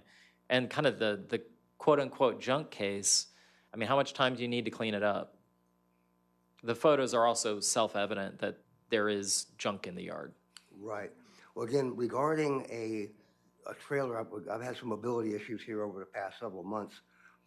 Regarding the trailer is registered, but it has some wood in the back of it that, again, I plan on emptying. I was hoping to fill it up a little bit further before I did that. Might be a good idea. I mean, is the wood in the back of the trailer or the vegetation in the back of the trailer part of your junk case? Yes. Okay. I made note of it, yes. But, you know, like what you're saying, it may be, as a practical matter, a good idea to load up other junk in the trailer and then take it in one trip. So my question really is, how much time do you need to bring this property into compliance? Well, again, had I received, we already had things That's put- not what I'm asking. Okay, I'm asking from today's date forward, you know, a number. How many days would you need to bring it into compliance? Again, with my mobility issues, 45 days. Okay. What's the county's recommendation? $100 per each violation, and the administrative cost, and whatever you deem fit. Your proposed resolution was 150. No, that was 100 Oh, on, it was, 100, okay, it was because okay. they were two separate, no. Yeah, Gotcha. Yes. All right, then in that case, what I will do is there anyone from the public wanting to be heard on this case? Okay, I'll grant 45 days pursuant to his request. I'll grant 45 days to bring the property into compliance. On the vehicle case. I'm sorry, on both cases. It'll be 45 days in each case and $100 a day if it's not brought into compliance within that time. So I'll accept the county's recommendation reluctantly. And again, the time frame, because we're talking about almost 2 months ago that this initially started, I'm still trying to figure out how I was not notified and where things slipped between the cracks. Well, so the way it works in Florida law, and of course I encourage you to consult your own attorney, but because I'm not your lawyer, I'll just tell you my understanding, is that if you show up, you have notice, right? Like you've had the opportunity to be heard. So that's adequate for due process purposes in the state of Florida. This isn't a criminal case. You know, you're not in danger of going to jail. Now, I've looked at the evidence here, and I'm pretty satisfied that there was adequate notice. Why you didn't know about it, I don't know. I also I'm not that concerned with it because I looked at the photos from May, and honestly, the junk case is pretty bad. I mean, it's really not okay, and you should know, regardless of notice, that that's not okay. So, make sense? To some degree, yes. Again, was not aware I was in violation. You didn't know that, let me show you a picture. Because I'm a little concerned that you wouldn't know that this is, I mean, because it looks like you tried to kind of surround it or fence it a little bit, maybe from public view, which, you know, indicates that you might have known there was an issue. Let's see. I mean, you've got all kinds of stuff kind of right out the front door. I mean, I think I'll just leave it there. Let's leave it there. You've got 45 days to bring it all into compliance, and there's a fine if you don't. Okay? Thanks. Next case, Bernadette M. Masker, case number 2026-695, Code Officer Cody McGuire, page 17 of your agenda. Expert on the case, Land Development Director Joanna Coutu, page 17 of your agenda. morning. Yes, ma'am. Excuse me. Bernadette Masker. Good morning, Ms. Masker. Okay. Good morning. Oh. All right, Mr. McGuire? Cody McGuire, Citrus County Code Compliance Officer, case number 202600695. 695, a violation of Citrus County Land Development Code, section 4002, site development without a development order or permit. The address is 11174 North Fuego Drive, Dunellen. The property owner is Miss Bernadette M. Masker. And then good service via signed certified mail return receipt and posting at the Canto Government Building. I'd like to authenticate the following documents and request to be admitted into evidence. Exhibit A is photos I took during my initial inspection on May 28th, 2026. Aerial photos from the property appraiser's office dated July 25th, 2025. Photos of my pre-hearing inspection on July 13th of 2026. Exhibit B is a copy of notice of violation, copy of notice of hearing, copy of the signed certified mail return receipt, and general pre-hearing order. All right, can you give me a brief narrative of what's going on? Yes, sir. So Ms. Masker is planning on building a home here, and her contract, she hired a contractor, that way she wouldn't have to deal with these, but unfortunately he wasn't aware of the ordinances. I see. I mean, so you're already aware of that. You've had contact with Ms. Masker. Yes. Figured out what's happened. And all right, then Ms. Masker, what I do in these hearings is I ask you to look at these documents and let me know if you have any objection to them. I have no objection. Okay, all right. Is there anyone from the public who's going to want to be heard on this? Exhibits A and B are admitted as evidence. Okay. All right, Mr. McGuire, go ahead. All right. I conducted my initial inspection on May 28th and noticed that a property had trees removed and groundwork done. While researching for the property, I observed that there was permits applied for but not issued. A photo dated from July 25th from the property appraiser's office indicates that there was trees and everything prior. And then I've had contact with Ms. Masker. As soon as she's got my mail, she indicated everything that was going on. What is the county asking for? One-time fine of $2,500. Okay. Ms. Masker, tell me what's going on. Exactly what he said, basically. Can you speak in the microphone? I'm sorry. Basically, exactly what Mr. McGuire had indicated. I hired a local company, and I asked about permits. They weren't actually applied for, and I'm just asking for leniency. Okay. County's already kind of made what I consider a lenient ask, but do you know who the contractor? She told me. I don't remember the names. Okay, no, that's fine. I'm just curious. The reason why I'm curious is this happens fairly often, and I'm wondering if it's like one or two usual suspects, so to speak. Someone ought to stop them. I mean, of course, you may have your own legal remedies against them for getting it wrong, right? So, of course, I encourage you to consult your own counsel. I'll assess a $1,500 fine based on the facts and circumstances.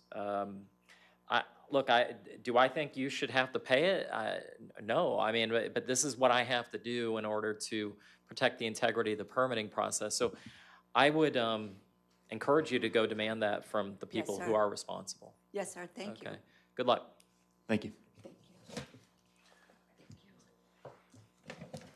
Next case, Miles Scott McKinley, case number 2026-525, Code Officer Cody McGuire, page 18 of your agenda. Expert on the case, Land Development Director Joanna Coutu.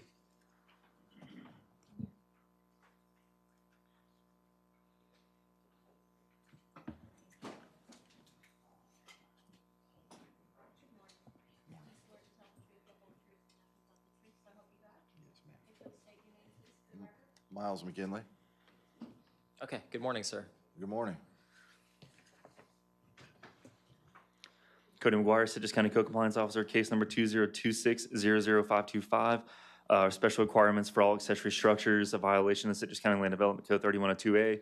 The address is 7958 West Gulf Lake Highway, Christian River, and the property owner is Miles Scott McKinley. And then good service via signed certified mail return receipt and posting at the Canto Government Building. And then I'd like to authenticate the following documents and request that be admitted in evidence. Exhibit A, photos taken during initial inspection on April 16th, 2026. Photos taken during a corrective action inspection on May 18th. And then my final inspection on July 13th. Exhibit B is a copy of the notice of violation, copy of notice of hearing, copy of the signed certified member return receipt, and general pre-hearing order. What's happening? So the property appraiser has this property listed as vacant, and he's got structures, cars, trailers, some like landscaping debris. Using it, I mean, as like storage or whatever? Yeah. Okay. All right, sir, so I'll definitely want to hear what's going on from your perspective, but in the meantime, can you take a look at these documents and let me know if you have any objection to them being evidence?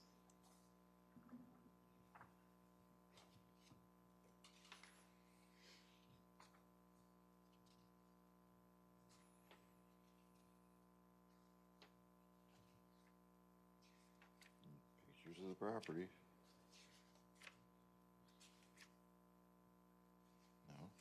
No, there's pictures of the property. That's just, no, it's just copies of all this stuff I got. Okay. Then without objection, I'll admit exhibits A and B. Is there anyone from the public who's going to want to be heard on this case? I don't see anyone. Okay, so let me just take a quick look. Go ahead, Mr. McGuire. Okay. This property is zoned general commercial and is 1.26 acres. On April 16th, I conducted initial inspection and observed the property be in violation with buildings, carports, vehicles, trailers, and other items. On May 18th, I conducted a corrective action inspection with little change to the property. And then as of my final inspection on the 13th of this month, the property remains in violation. I mean, it looks like it's changed. How big is the property? You said 262 okay, acres. that's a good size. Have you had contact with the owner? Not until this morning. Okay. Well, sir, what's going on? Well, I'm here to contest it because I don't believe that I fit underneath this code of it being vacant and not having a primary structure. The primary structure this property was built on it was built in 1965 by Sam Anderson, well-known contractor in this county. It's been ever since then. It's been used as multi-use commercial as it's zoned since 1965. I have not changed the use of this. I have not done anything different for 61 years. It's been this way. I'm the landlord. I own the property. I rent these out to small businesses. I have vested interest in the property, being that it has been basically grandfathered in. That's not the correct term. No, it might have been. I don't know. For It's so possible. long. Yeah. And my tenants have vested rights as well. If anything, if he's asking me to clean this up, it's disrupting not only my livelihood, but the livelihood of my tenants, which goes directly against what code enforcement has in your vision statements and your own codes and laws that y'all follow. I have that off. I've got all that too. Now I've got a list of businesses that have been there. I've got permits. I pay taxes on the improvements. The lot is clearly not vacant, nor has been since 1965. And that was my original code enforcement 3102 was a vacant piece of property. Now what I have done is, because I own the property next door as well, which is a strip center, also multi-use commercial. It's about the same size. I'm halfway through the process. I've got to finish up combining the two properties into one, which would take care of all of this. Now, I don't really see a reason to, but I'd like to do it anyway to clear up, because there's some clerical errors with the property appraiser. It seems like there's a lot of records. This thing went into foreclosure years ago with the banks. It's been through a bunch of different owners. My father owned it since 1997. Now, I did have the code enforcement's been out before twice to this property and checked it off as no problems. So twice they've been out here, once when I owned it, once when my father owned it. And I do have the dates when they did that. Okay, what are those dates? Ooh, I have a lot of paperwork here.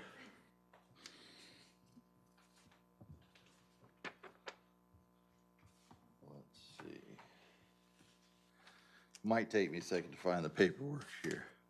Well, I mean, what is the zoning? Actually, let me turn to the county. What is the zoning on this? I got it as zoned general commercial. If it's zoned general commercial, I'm reading 3102A. It says accessory uses or structures may not be placed on residentially zoned property prior to the establishment of the principal use. That's an older version of the code. It's been changed. We did change that after a prior code. It says November 28th, 2023. Online, we did change that because this came up in prior cases as well. So the word I don't know. residential is removed. It's on the agenda too. I mean, it says it's residential zoned. So, I mean, honestly, the only copy of anything I have is that this applies to residential zoning, period. I don't know where the agenda is quoting from. I assume, I don't know. Well, and sometimes the agenda, it'll pull, but that code has been revised. I mean, for this reason, for the I general really commercial struggle with the properties. idea that I could have two different sources of the law that show there's absolutely no possible violation in this case. And it's just represented to me that the actual law is different. And that may be the case. But let's set that aside then for the moment. If the property was in continuous use the way it has been since 1965, is that a defense? If it was true, yes, it's unfortunately not true. But we did talk this morning. That was the first time I've spoken with him. I think we can get there. He owns the property next door. What he's apparently doing is letting that person park some of their vehicles on this, and that explains a lot of those vehicles. We don't have a storage yard or a consignment lot or anything historically. I've got a 2000 survey that shows there's a billboard there and some concrete and nothing else. But it's general commercial. I think we can work with it. He's been working with the property appraiser thinking that combined the lots, and it will for tax purposes. It won't change anything as far as what we're doing, but I can talk, we talked very briefly about how to. Like a unity of, I don't know what the process is. Yeah, unity of title would be if you're pulling a permit and you want to put something on an adjacent vacant lot. The property appraiser combination that he's doing ties it for taxes. It doesn't change the fact there's still two lots of record. But if you did create one lot of record, then does he could make come, this? it doesn't make it go away. He still would need to permit the storage or the parking there, but he can do that. It can be done because it's commercial. Okay. It'll help. Are you saying that there is a way that the process he discussed would fix this? Or are you saying he still would need to apply for a Right, permit? the process he discussed has nothing to do with anything. Combining it with the property appraiser is not going to do any effect on anything here. It's not going to help in permitting. That simply has the property appraiser assess it under one alternate key number and one tax bill. It doesn't do anything for anything else. All right, let's go back to you, sir. So this could become an evidentiary question it could. I don't know what I'm going to do yet, but it could become an evidentiary question of how this property has been used over the years. In other words, are you right or are they right? That kind of thing. Oh, I've got pictures. What did you say, 2020 you have? Well, no, ma'am, sir. Just direct your excuse me. questions and answers to me. It's not going to be back and forth. Did she say she had pictures of 2020? Well, you'll get a chance to cross-examine them if you want. Okay. But what I want to know is, what is your evidence of content? And by the way, your testimony is evidence, so there's that. You've offered me. My father's owned it since 1997. It has. Hold on, that's not what I asked. So it may be a question of the use all the way back to 1965. I understand what your father said, but what is the evidence or personal knowledge you have that it's been this way since 1965? With no changes. No changes as far as. See, that's the issue, and so there's a couple, on this kind of a case, when you have a piece of property, let's assume for a second that it was vacant 10 years ago. Let's just assume it. That's not, I understand that's not what you're saying. But if you started putting trucks or trailers or boats on there as storage, that would, and let's assume that there's not a zoning issue, but that would be a violation of the code because you're not even allowed to store stuff on a parcel that's supposed to be vacant without the principal, use being established. Here, if there was anything done to the property since this code came into place, like you put a pole barn or any kind of a structure or stored anything that really wasn't there before, or not a specific car, but if the use changed at all. She mentioned a billboard might have changed. She mentioned some other, like that could raise an issue. Now, the billboard was blown over in a hurricane. Okay. I had pulled a permit to redo the billboard, and there was a conflict between the county and the state on that, and I do have some paperwork not with me from the state, and I had pulled a permit with the county, and like I said, there was some conflict there, and I have to go back through the state, and that billboard had been there since the 80s or something like that. Chris River Storage, which has been knocked down since back then. Sam Anderson built the buildings, and Rufus was his partner. It was always used as storage for their contracting company. They parked roofing trucks there, they put materials there, they had workers' trucks there. It's been that way forever. You're familiar with the piece of property. It's been like that. My father owned it, like I said, and it's always been. In fact, in the original mortgage, there's a stipulation in it that part of the collateral is rent from those units paying, which are used for that purpose, that they're continually being used for that purpose.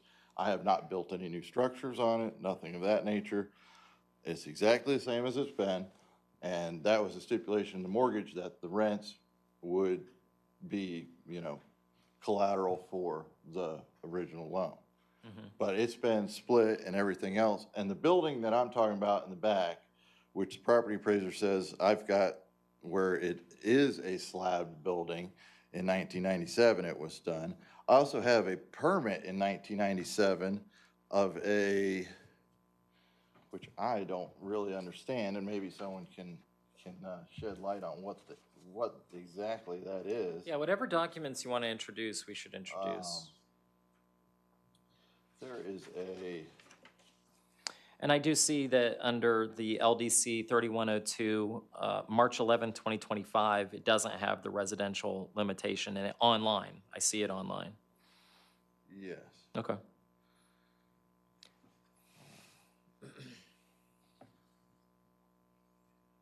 Built 19, the contractors own the property till 1970s, taxes split. Have a permit summary. Oh, yeah. Lots of paperwork here. I had, the site improvement plan, let's see here. I have administrative waivers from the county saying that they had come out and waived it because of its prior use as far as. Any documents you have, I'd like to see. Okay. But we'll have to do it now. This is, she knows where everything is.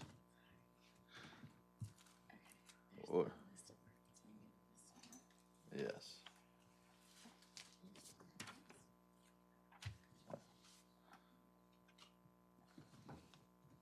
Do I bring this to you, to somebody? Show it, if you would, to Mr. McGuire, who may show it to Ms. Katu, may show it to the county attorney, I don't know. But whatever you want to introduce, show it to the county first, and then I'll look at it.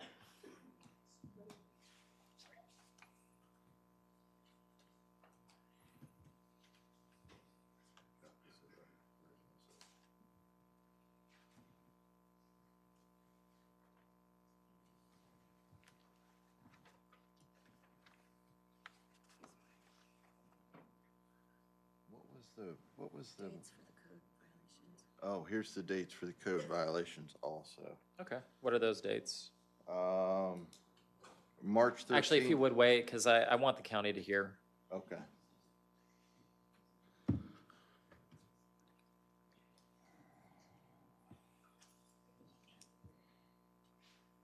so I've got the current one.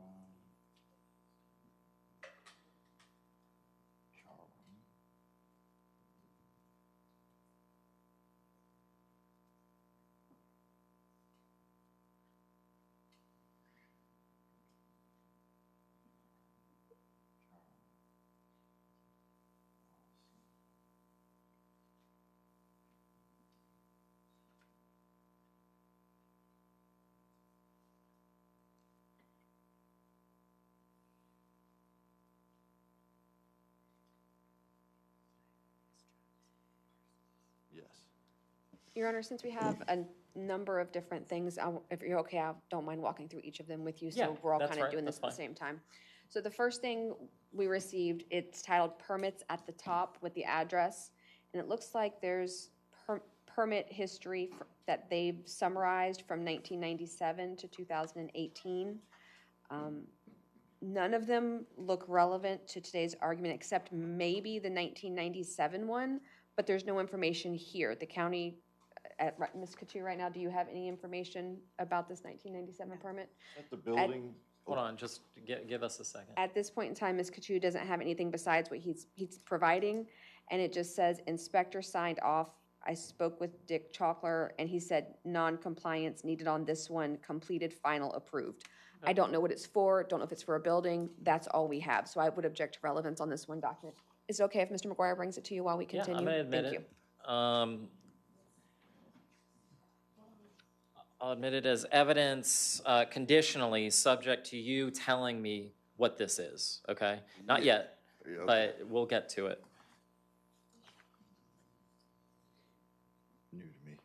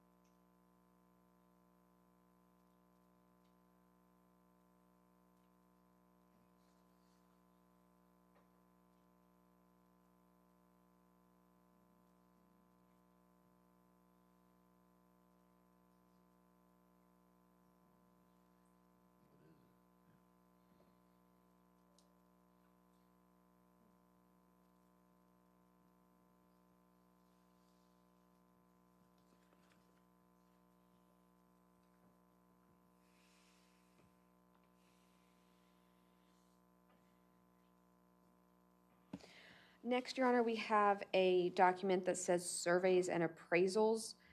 This appears to be a timeline of things that private companies did, nothing related with the county or county action on this document.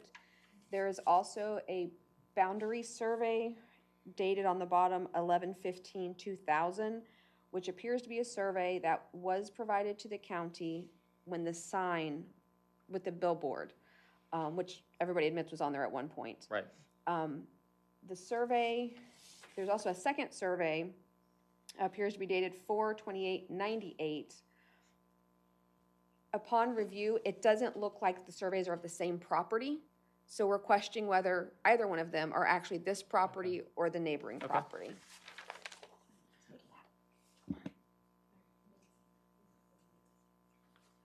And I'm going to change my prior rule. I'm going to reserve ruling on the permits subject to it being explained. I'm going to reserve ruling on surveys and appraisals and the surveys until we can talk about it, and we'll get there. Okay. But this is a lot of documents. I care about getting it right more than rushing. Which I do have good news and bad news. The good news is I did just save a bunch of money by switching to Geico for car insurance. The bad news is I'm not going to rule today. There's a lot of conflicting, I think a lot of agencies in the county have different information. I think I have a way of drilling down, and we'll find out. Okay. All right, these documents actually clarify, I think, the first document. So these appear to be printouts from the Citrus County permit portal. We don't have an objection to them, but they do clarify the other document. Yeah, and I suspect I'm going to end up admitting that first document because I think there is potentially relevance, thank you, for whether the property is or has been vacant. Now, let's talk briefly about this document that's styled number 2 permits. Yes, sir. What is this I mean, what are you trying to show me on this document? A list of all the permits that have been pulled or, existed through the county for that particular piece of property. And what is the point of showing me that? Showing that it's not a vacant piece of property. Okay, I thought that's what you would say, so I'll admit it as exhibit, am I on C? I believe so. Okay, we'll admit that as exhibit C. I'm actually gonna go straight to your permit search portal because I think they're really relevant, as Ms. Harrison said, for that document. And let me just, I'll admit them as composite exhibit D because I think they're relevant for the same purpose. You've introduced it for that same purpose, correct? Okay. Now let's talk about surveys and appraisals. It appears I see some different addresses described in these surveys and appraisals. In other words, the address I have here is 7958. I see 7990. I assume that's the neighboring property that you own? Because at one point in time, they were together, and they were split. They were split. And the primary structure on this 7958 was actually split. Sam Anderson and Rufus got in an argument years and years ago, one of many. And one of the settlements was that they split the building, the primary structure on the property. Across the property line? Across the property line, which is one reason I'm trying to rejoin the properties. I mean, they literally took a chop saw and split it down. So half the building's on one property and half the building's on the other, which were the initial structure in 1965. And the appraisal talks about that being the primary I have a structure. boundary survey that you've also produced, Now, one dated February 5th, 1998, that across the boundary appears to have what you're saying. Yes, sir. It appears It's to be still some there. kind of structure that's split across the property line. Still there, yes, sir. So That was all one piece of property, and they got in a feud when their business broke up, and that's what they did. And it's been like that. So I'm going to admit surveys and appraisals as Exhibit E. I'm going to admit the boundary survey dated February 5th, 1998, Exhibit F. I'm going to admit the boundary survey dated November 15th, 2000 as Exhibit G. And here's what I'm going to do. I have one more. Yeah, go ahead. Let's do it. Let's do it now. Since we're doing that, that is Sunbiz records of all the different businesses that have been on those properties historically as well. Okay. As far back as I can get from Sunbiz. You've created this document, correct? Using Yes. information from Sunbiz. Okay. I think the county attorney needs to know Now, that. I do have can I ask a question? Let's hear from the county attorney first on this. Okay.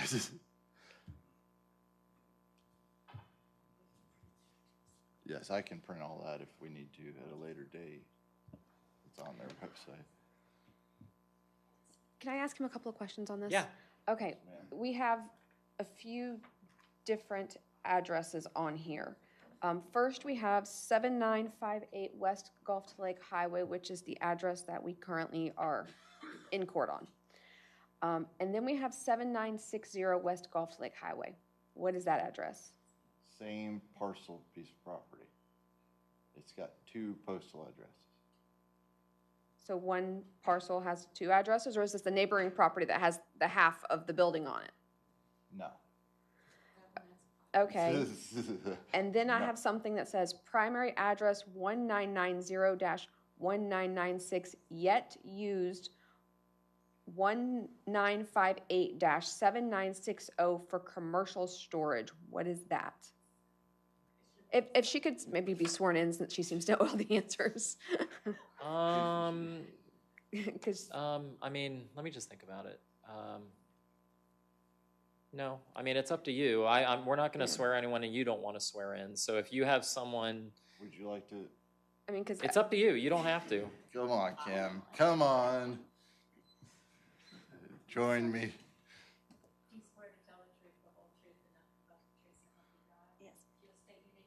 Kimberly Price. What was your name again? Kimberly Price. Kimberly Price. All right, so the county attorney wants to ask you a question. So go ahead. Can we share the mic first? I think it's a typo. That's why I was trying to, it's supposed to say 7990, 7996, because the first property has, what, 9092, 94, 96, 90A, has 5 addresses, postal addresses, and then 7958 and 7960 are both the parcel in question here. So there's actually 7 addresses. So what is the third section, either one of you can answer, what is the third section on this piece of paper supposed to be articulating? This down here, this bottom piece. What is that supposed to be telling me? Mr. McGuire, would you mind showing it to Ms. Price?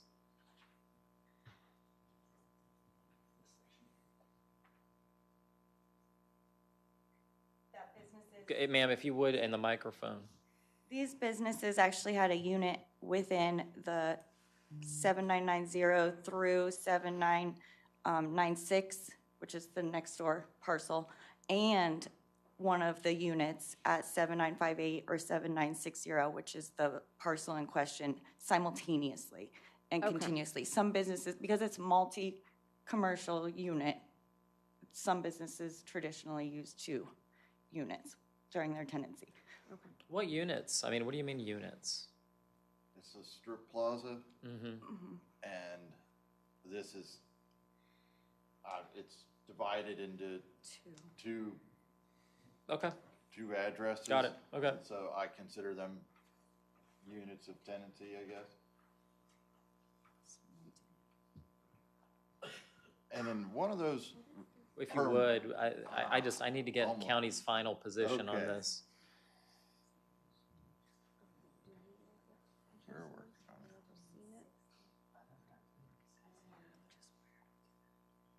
Mhm.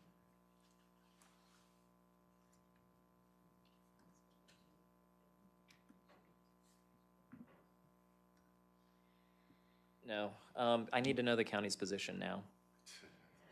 You can look it up and, by the way, just so y'all know, I'm gonna continue this hearing, and I'm gonna issue a briefing order. So you'll have time to look it up, because I have some real questions about this. Yes, Your Honor. So at this point, the first half, by this point, it's all an assumption because there's nothing backing it up. So obviously, that's my first objection. But I can't tell what's been where, and as far as I can tell right now without further inquiry, 7960 would be a different address, and the information provided shows, honestly, if you take it at face value, only goes back to 1984. So there's 20 years missing from his argument. Give that to Mr. Mailing addresses don't matter to me, legal descriptions do, so let me just take a look. All right, so I'm reserving ruling on the county's objection, but let me ask you a question about it. So my understanding of this document that says number 8, Sunbiz Records, is that you're using it for the proposition that, in fact, the property in question here has been used for things and has not been vacant since at least the dates shown on this document. Yes. Now, let me ask you a question about that. So, for example, on the 7958 West Gulf to Lake Highway, it says way back, December 29, 2010 to September 28, 2012, Kings Bay Marine, Inc. What was Kings Bay Marine, Inc. doing on the property? Boat repair. Okay. And what did it have on the property in order to do that? Tools. Okay. Equipment. Let's go back tools, even, boats, let's go mean, back to the first one on here, which was August 13th, 1984 to November 9th, 1990, Bill Lai Enterprises. What were they doing on the property? I was born in 1984. God bless you. Bill Lai Enterprises, I am not 100% sure. I know from 97 on and maybe a little before that. Okay, and so for a lot of these addresses, especially the ones from 1997 and prior, essentially what you've done is you've aggregated information that's publicly available on Sunbiz, but you have no personal knowledge about what they were doing. Well, do and don't. I mean, Well, you just said you don't have Yes, personal knowledge, okay. so you I may mean, have knowledge from not- other documents. yes. Or something else, okay. not physical, personal knowledge. Let me give a Correct. preview of what I'm looking at here to both sides. So I'm very interested in when the, because I think the county has a big problem here. And one is that unarguably the code section was only amended a couple years ago. So obviously that, I mean, from 2020, I don't know, 2025 on, maybe only a year, it has applied to residential zoning until then, and now it applies everywhere. I'm gonna be curious about why that should apply to this property if it's been in use this way prior to the amendment in 2025. I'm going to be, and part of the reason why I was already going to continue the hearing is just to correct what I consider a notice problem. That's just to give the county, the respondent due process. In other words, I looked at the notice and it doesn't say anything about residential zoning, but it does say it in the publicly noticed agenda. So if he gets a notice and then goes on the agenda, I mean, I would prepare a defense based on that. So I'm going to correct that issue by pushing that to the next hearing. In other words, you are now on notice. Their code section doesn't just apply to residential zoning. However, I do think that's one grandfather issue. Another grandfathered issue is if it has been in continuous use prior to the implementation of 3102A, whatever its form, is that an issue? Does the evidence presented in the exhibits that we have present an issue? And I'm going to issue a formal briefing order, okay? And then we'll take it up at the next hearing with more detail, and I'll issue a ruling at that time. Does the county have anything it wants to offer? Or object, or yell at me about? No, Your Honor. No, we're good. Okay. Do you understand what I'm going to be kind of looking at and what to be prepared for? Now, when I issue the brief, what it's going to say is, I'd like something in writing within a certain number of days that will help me understand this stuff. Make sense? And that will help us resolve this at the next hearing, because I don't want to take 3 hours to go through everything. And I think it'd be important for both sides as well to have testimony and evidence ready to address the grandfathering issue. What has the use been? Hearsay is admissible, but I can't rely on hearsay to make an important finding of fact. Make sense? I'm trying to think if there's anything else. How's your agenda looking for August? Okay. Your Honor, I wanted to read. I might not be available for August, so the county might have to request a continuance for the whole month of August. I don't want to take a chance, so I will push it to September, and that'll give proper time for it to be briefed anyways. I don't want people to rush. This looks detailed to me. Do you have any objections to what I'm doing?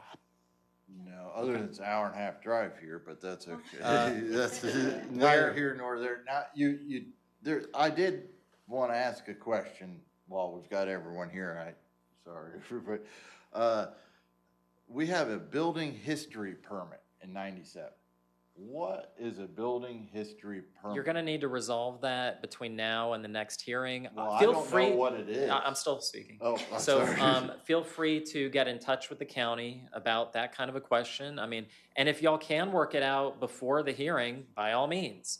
It may be that all you have to do is apply for a permit and then it goes away, which I would advise you to do, because why not?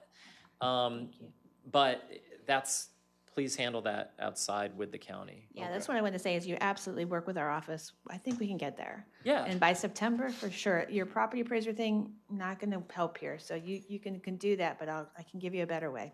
Okay? I can't do October because I won't be here in October. And that would be the September 16th hearing. September, God willing, will be okay. Thank you. That's it. Thank you. Appreciate it. Next case on the day's agenda, Racia Van Raalte, case number 2026-735, Code Officer Robert De Niro, page 27 of your agenda. Expert on the case, Land Development Director Joanna Coutu. And I'm sorry, what page number? 27. This is when the coffee starts wearing off, and I thank you. Hi.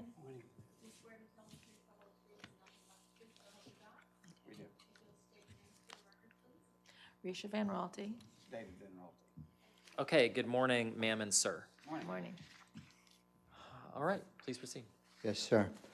Robert De Niro, Citrus County Code Compliance Officer. This is case number 2026-00735, a violation of the Citrus County Land Development Code, Section 4002, site development without a development order or permit. The address in question is 8954 East Daniels Road, Floral City.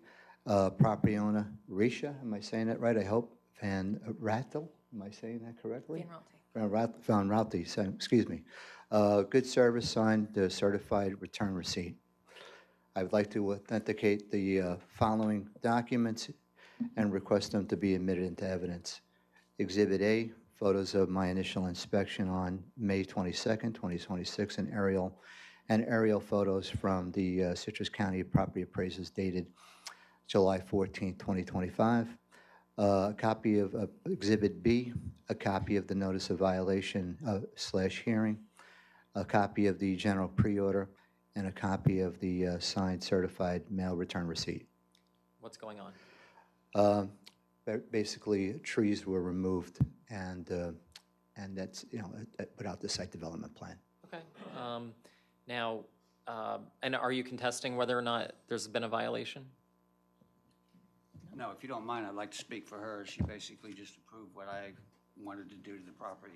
Okay, you're not, in other words, you're not contesting that something was done on the property? Definitely not. No, Okay. I can tell you how it all started if you'd like. Yeah, well, actually, here's what I'd like, because I always want to know what the county is even alleging against you before I hear what your defense is or explanation. So why don't you take a look and just let me know if you have any objection to these documents being evidence, and I'll look at them as you speak. Obviously, the front of the house. Yeah. The property, the trailer. Yeah. Good camera.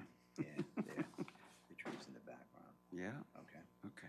All right. Yeah. And of course, this is your notice of violation. Yeah. That was mailed to your home. I got that. Yes, all good. Okay.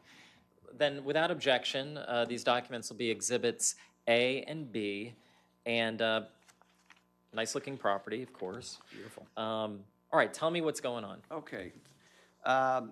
This was my wife's mom's property, and she passed away about 1.5 years ago. And basically, it was allowed to be a swamp, overgrown, and no maintenance at all for years. She bought it in the mid-'80s. And I had put it on the market for sale as is. I didn't have time to mess with it. And it turns out that nobody wanted to give me what I felt was a fair price for it. And the How day big that- is it? It's 14.5 acres. Wow, okay. Yep, there's actually What were you asking for it? 4 acres upland. What were and, you asking for it? At the time, $150. Okay. And the day I got on the property to start cleaning it, because I had to do something with it, I got a nice offer and refused because I felt that it was best for our family and our investment to go ahead and clean the property up. I mean, it's just, you had a lot of trees that were down from all the storms that we've had over the years. A lot of it was unsafe to walk on. You couldn't walk out of there without having ticks all over you or poison ivy. It was just a mess. Well, you're allowed to clean up trees that come down in a hurricane. Yes, and that's what I started doing. I asked we first wanted to put a fence on the property, so any work that I was going to do, because we had decided to go ahead and build a house. I want to build a 2-story log cabin, very authentic, Montana style, character logs, beautiful piece. It's going to be worth a lot of money when we're all done. They told me I didn't need a permit to put a fence up. I said, well, there's trees all over the place, and I didn't want any dead trees falling on my new fence. So I came in there with an excavator to properly push trees over because I didn't want to leave the stumps in the ground. And all the dead trees and the debris was taken out to the wetlands area. That's the safest place to burn it. because there was not a clearing large enough, and I didn't want, once the drought was over with, to light it up and have further issues. I already think you're being candid because Well, I'm usually trying- the explanation we get is that the hurricane did everything. It wasn't me. It wasn't me. No. So, okay. No, I'm actually trying to be a good steward of what this property is and make it really nice. And I did put up, we do have pictures of the nicest fence on the street. Yeah, it's a nice By far, fence. we've invested a lot of money, It's a nice over fence. $5,000 in surveys to make sure where we knew where the wetlands were, where the uplands were.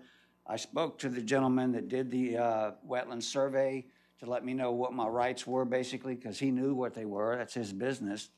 And I wasn't going to light anything on fire until the drought subsided and I got permission. So basically, I found out exactly what I needed to do. I had the DPA came out. I know I had made phone calls to the Florida Forestry Service and got permits to burn. So all that debris you see in the wetlands now is gone, completely cleaned up. I told everybody I have the equipment to move everything that doesn't burn out of there, and I will take it to my own property and burn it. And I did, and it looks really nice now. I've got pictures that show that it's all been done. As far as cutting down any trees, yeah, there was a lot of dead and a lot of debris that was left that's never been touched. I cleared it because we're building a house with a huge window facing the 2-acre private island. So I'm looking to get rid of the behind my house. If a development started there, I'd be upset. I feel like I lost some of our privacy. So I understand she's concerned because there was weeds and stuff all over, giving her lots of privacy. I'm coming in there and clearing all that stuff out. This is in the home site area, not in the wetlands area. So I'm basically creating a view where my mother-in-law talked about the alligators that were out there. She had one that she stepped on trying to get out to the island, and we're looking at building this Airbnb property where it's going to be gorgeous, and I don't want the place to look like a swamp. It's got the potential to be a very unique piece of property worth a lot of money, and I know everybody on the block is going to be happy once they assess the value of this property. I would say within the next 7 days, we'll have a full-blown permit. The whole time that we've been doing this, I've been finding the right log company to do business with. We've got the latest communications with Lazarus Log Homes up in Montana. In fact, I have a picture. If you want to see what's being built, I have it. And within the next week, we'll have a certified plan, and I will be submitting to get the permit, get things started. I really don't want to build the house in the middle of summer, but I do realize that we need to go ahead and do the concrete slab and stuff. But look, I'm trying to preserve what's there and clean up the mess that was there. And there's animals that are coming back. We see them all over the place, whether it's birds, deer, and what have you. And it's just a very unique place. We're pulling a permit to put a boardwalk 4 feet elevated off of the wetlands with a gazebo. All that's getting permitted, and it's just going to be a unique place that we'll have in this county. Okay, well, thank you for letting me know. Are there people who wish to speak from the public? All right, then, ma'am, if you would come up to where Mr. De Niro is, I'll hear from you.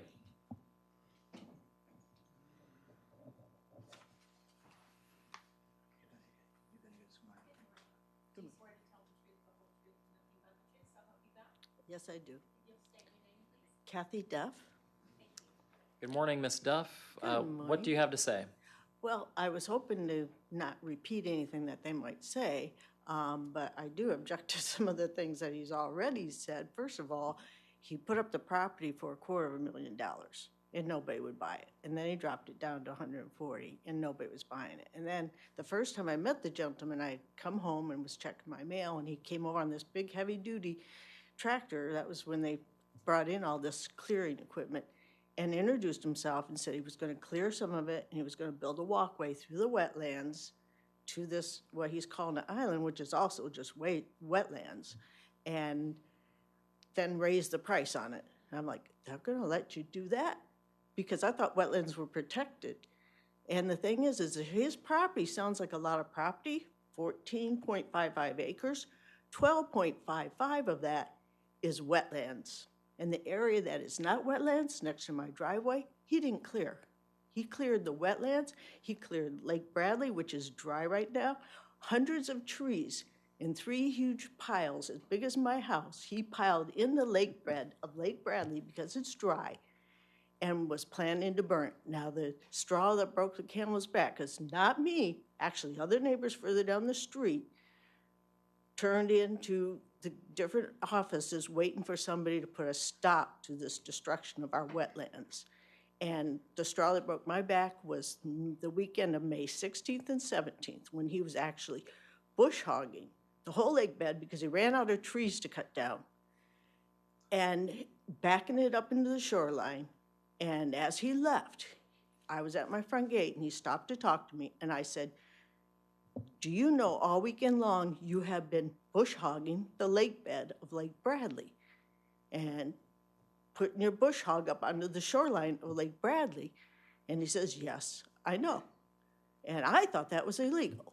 And then I said, do you know that all those trees, hundreds of trees that you have cut down, taken up with their claw tractor, roots and all, and you have dumped them into the Bradley lake bed? And he said, yes, I know. And I said, do you still plan? Because he told me in a previous conversation, I've only had like 5 conversations with him, that he planned to burn all these trees. And I am deathly afraid of fire, because 25 years ago, when we were in a drought like this, our house was 2 weeks from being completed. And somebody on the other side of Lake Bradley started a fire that came across. And the firefighters, the state forestry had to fight that fire. It burnt for a month. And I am so afraid of that. This gentleman knew that. And I said, are you still planning to burn that in the lake bed? And he said, yes, I do. I'm like, you can't do that.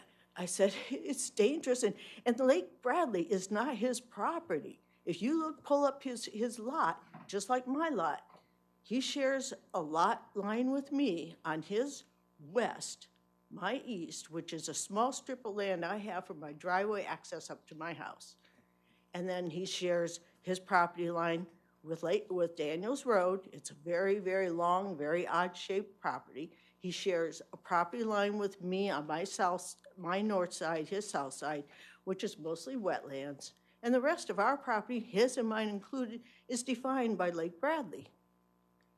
And so I was definitely afraid. And I had an appointment up in Lecanto, so I went and talked to Fire Rescue. And they said he'll never get a permit to burn in the wetlands in the Lake Bradley. That's illegal. And they were the ones that said, you need to go talk to code enforcement. So, here we are. I mean, if you've ever been to Floral City, have you ever been there, sir? Okay. First thing you see is the Avenue of Oaks. My husband and I looked all over Florida for where we wanted to build, and we fell in love with those old oaks.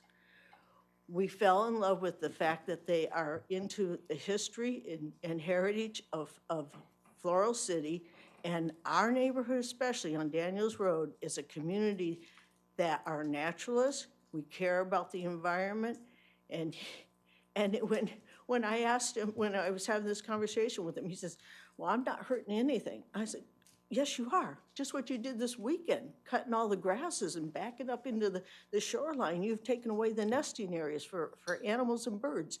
And he says, well, they got the rest of Lake Bradley they can go nest in. And they're not nesting it right now anyhow. I mean, I don't know what to say, sir, other than my biggest fear going forward, he talks about getting a permit to build this big 2-story building, is that he has already torn out hundreds of trees. He's graded everything. There's no vegetation left. There's not even a blade of grass practically to absorb the waters as they're coming back. That area already floods. It is a swamp. I have swamp on my property too. But he has like 2 acres, like I said, next to my driveway that can already get water in our heavy rainy season. And he's already dug into a berm that is near my driveway and graded it down. He's moved that onto other parts of the property. If he's to build there going forward, he's going to have to bring in so much fill to fill in the wetlands to build on top of. How's he going to change where these waters are going? There's no trees or vegetation anymore to absorb this water that's going to come back. And then where is he going to redirect it? Onto Daniels Road, onto my property, trapping me on my property. I have one small strip of land that is my driveway.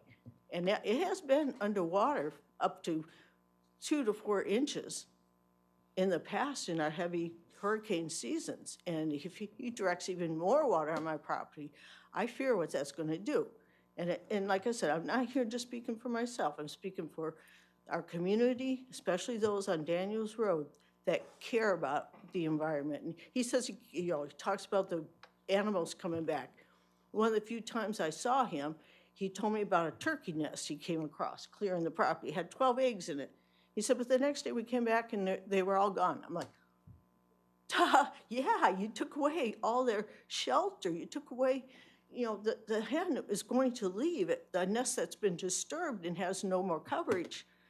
I mean, he wants to, like I said, when he said, I'm not hurting anything, he says, I've just taken a wooded lot and trying to make something that's very, very valuable. And sir, I said to him, I don't care. I care about the environment. My neighbors care about the environment. We care about the habitat. This is why we moved there, not to have somebody come and clear cut it and make a lot of money. Do you have any questions for me, sir? I don't. Thank you. Well, I hope I covered everything, and I hope you help us, sir. Thank you. Thank you. Now, sir, you don't have to, but you may respond and talk to me about what she said or not. It's not illegal to have a price on a piece of property and to lower the price, that kind of thing. But you can respond if you wish. Yes, great. When I put the property up for sale, I really had no idea it was a fair price. And it's always easier to come down than it is to go up. Yeah. So I started high, and then when I saw what my response was, I brought it down. I mean, honestly, it has nothing to do. That Right, doesn't, that's just, yeah. there's so many things I can dispute. I'm not touching Lake Bradley. I'm only working my property and cutting the boundary lines. I want to see what's ours, rather than just a bunch of woods that can't see anything. I like to see the property lines. Anyway, as far as the hundreds of trees, no. The area where the house is going to go and a lot of the dead trees that were on both sides of that is what got cut or pulled up because they were leaning on another tree and it was very unsafe.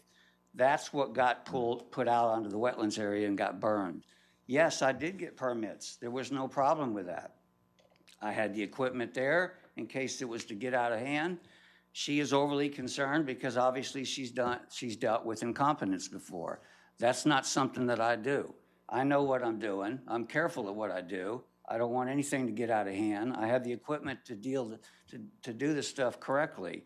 As far as making it a nice property that everybody's going to like and enjoy, of course that's what's going to happen. Will I have to bring some fill in? Yes, I will. But there's nothing wrong with doing that because I like to grow grass in the area. Development as a whole, some animals leave. We all know that. You can't have woods everywhere. It's a residential site, and there's nothing illegal about me putting a home there. As far as maintaining the property, I intend to do that. I have a right to do that. I don't see where I'm doing anything illegal, to be honest with you. We have a nice house that we're looking to build, and once we start construction, she's probably not going to like the noise and what have you, but, I haven't been dishonest or unfair in anything that I've done. I think it's taken to an extreme. I understand her feelings about all of a sudden you're coming in here making a racket and running animals off. The hen that was laying eggs, I did not cut the area around it until she got the eggs gone. Well, unfortunately, the animals had got a hold of the eggs. I mean, my wife is the biggest animal lover around. If there's any animals at all that are going to be harmed, forget it. You don't want to go down that route. Trees, same thing. If it's a nice tree and it's healthy, can't touch it. So I have to give an account to her, but I'm just more interested in the ones that are either diseased, fallen over, and dead. Because safety is getting rid of those trees so that the healthy ones can thrive. I mean, my son's an arborist. This is not my first time being around what trees can go and which ones should stay. But I'm just trying to do what's right. And like I said, within the next week, we should have a permit to get started on it. And the only reason it's taken this long is because we're very picky about who we choose to get a log cabin kit from. And now that we've finally got the final floor plan in, we'll move forward with it. Okay. What's the county's recommendation? The county recommends, due to the irreparable nature of this violation, Citrus County Code Compliance respectfully requests a one-time fine of $5,000 along with an administrative cost. Are there any other members of the public who wish to be heard on this case? Okay. I mean, the only thing within my jurisdiction as a code compliance special master is the clearing, so to speak, which I think has been conceded to. I don't have any evidence about wetlands or if there is an issue with the wetlands. It is something I could take into account if I had evidence. I don't. The only thing I have is the site modification. It is over a larger amount of property than, say, like the typical kind of quarter-acre case, but it's also not a complete clearing. So what I'm going to do is consistent with my other cases and assess a $2,500 fine. And that's it. Good luck. All right, thank you. Next case, Travis Myers and Cooper, Brittany Myers and Jeff Cooper. Case number 2026-443, Code Officer Robert De Niro, page 19 of your agenda. Expert on the case, Land Development Director Joanna Coutu.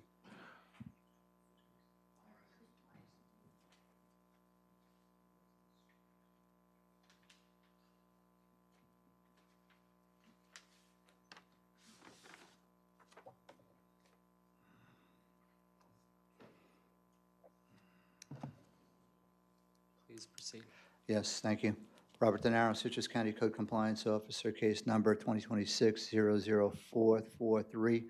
Special requirements for all accessory uses, a violation of Citrus County Code Development Code, 3102A. The address is 369 South Highview Avenue, Lecanto, Florida. Property owners, Travis Myers, Brittany Cooper Myers, and Jeff Cooper. Good service by certified return receipt. I'd like to authenticate the following documents and admit them into evidence. Photos taken during my initial inspection on March 27, 2026. Photos taken during a corrective action inspection on April 20th, 2026. And my photos of my final inspection, which was on the 13th. This was a continuance, so I had subsequent photos also on May 18th, 2026. Why was it continued? It was to ensure proper notice. Okay.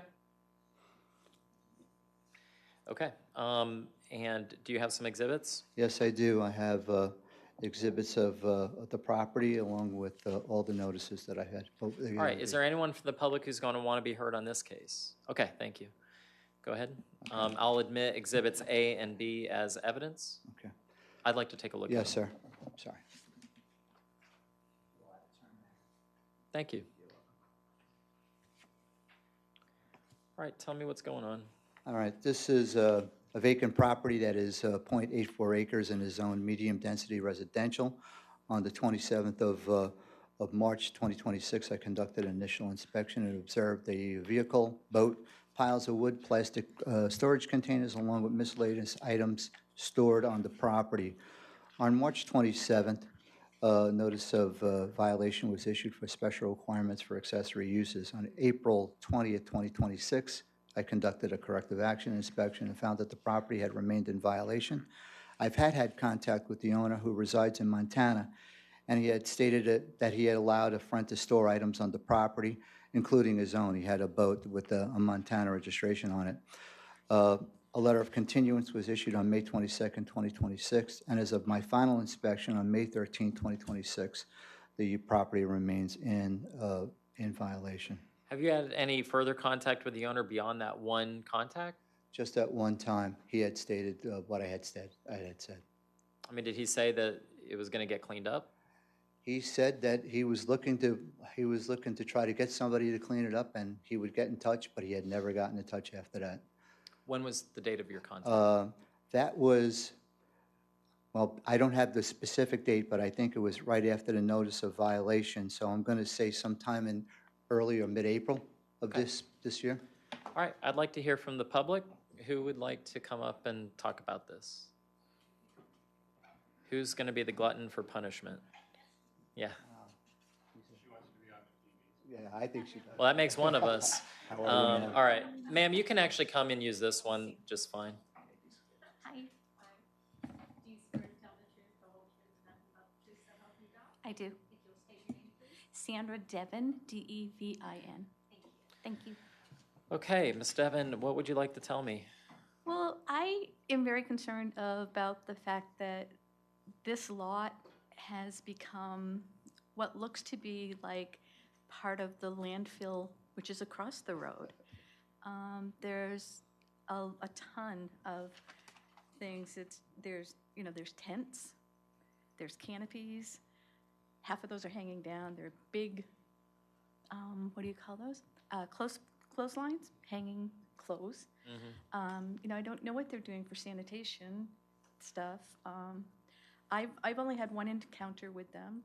I walk around the thing, and my encounter was this gentleman was standing there, and I said, "Oh, hi, good morning." And he gave me like this stare of, "I don't know who you are, but go away." And I did. I went away because I wasn't really happy with it. But there's just so much junk. And it really looks like, and I'm sorry to say this, it really looks like it's become Tent City. And I don't really know how many people are on there now. I do know, and I'm just going to interject, one of my other neighbors had told me that. Boy, if you think Tent City is a bad thing to say, you got to tune into these hearings a little more often. Yeah, you're missing it. You're missing it. I know, but I understand that sometimes people are, under pressure and they haven't had the best of life. Sure, that's true. But, we bought our place there because it was a good neighborhood. And right now it looks like a campground gone bad. And there's always bags of trash. There's always stuff everywhere. And I did notice, we noticed the other day, I think he did move, just to let you know, he did move the boat. That I did see. Yeah, this is my final picture. That's why I had made note of it. Yes, ma'am. And what I've noticed, because I do go by there once a week, is they have, like, here's the lot, and they've started now to push further out into the wooded part of that lot, and it's gross, and that's all I really.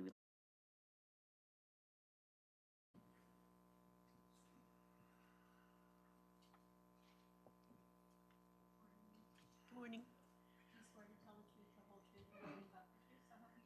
Yes, ma'am. Constance Phillips. And we're neighbors, so we're right down the street. And this is, like she said, Highview is an entry into Citrus Hills, but it's not actually a part of Citrus Hills, so we don't have the HOAs and all that. Right. So it's a little bit looser with people with their property. However, we are right down from this lot that is closer to the highway. And I am personally a little afraid. I mean, you don't know who they are. I know my neighbors on both sides, but I don't know them. And I recently had more shades put up on the back of my house because, I feel like I'm so close, and now, and I'm alone. And so it's caused kind of a fear factor. So I have grandchildren down the road, not far, on that same road, because they're using the back entryway. This is a really unique piece of property where you can come in the back or the front. And my children live on the back road. So I have grandchildren there. So anyway, just the safety thing, I'm not one to always be calling the police and so forth, but you put your money into a nice piece of property and then this happens. So you just wonder, how far can it go?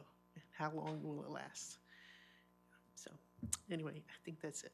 I agree with everything else she said. Well, thank you, Ms. Phillips. Appreciate it. All right, thank you. Is there anyone else who would like to speak? Yes. Why not? I joined the party.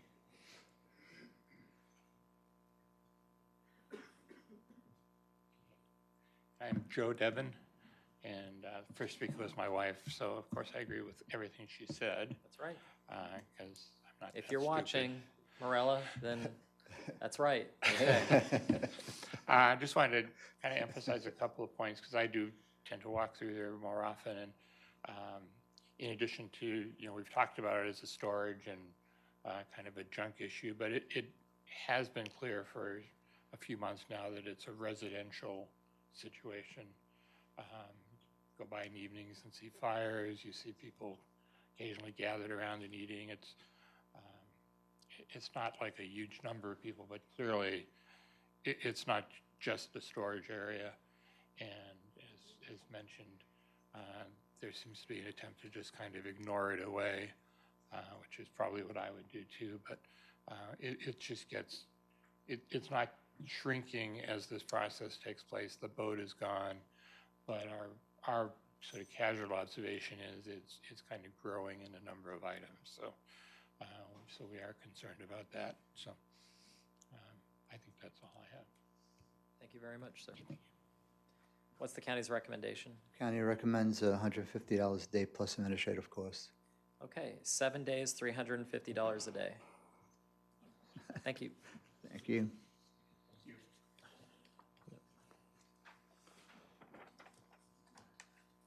Next case, Victor R. and Deborah Widner, case number 2026-167, Code Officer Cody McGuire, page 28 of your agenda. Expert on the case, Land Development Director Joanna Coutu.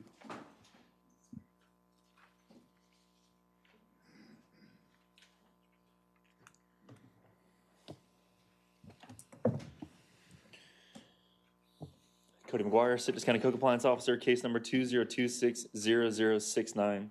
I'm sorry, I grabbed the wrong one. Actually, on that note, let's just take a 5-minute recess, all right? We'll be back at 11:45.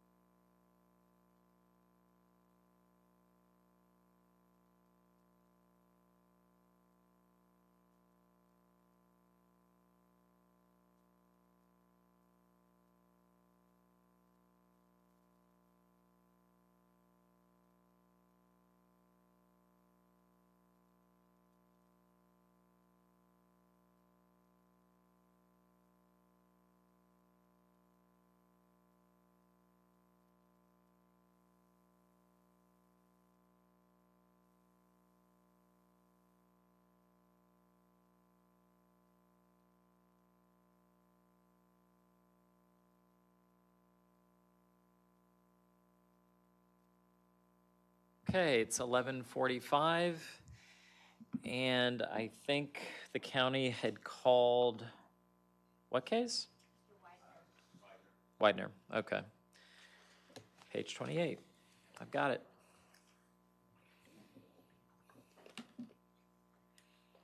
Ready? Oh, sorry. Maybe we should. We'll wait. All right, we'll wait on the record, just to make it awkward. And has anyone heard any good jokes lately? No? What you got? Oh, I don't have anything. I mean, what do you, what do you call a cow that sees a ghost?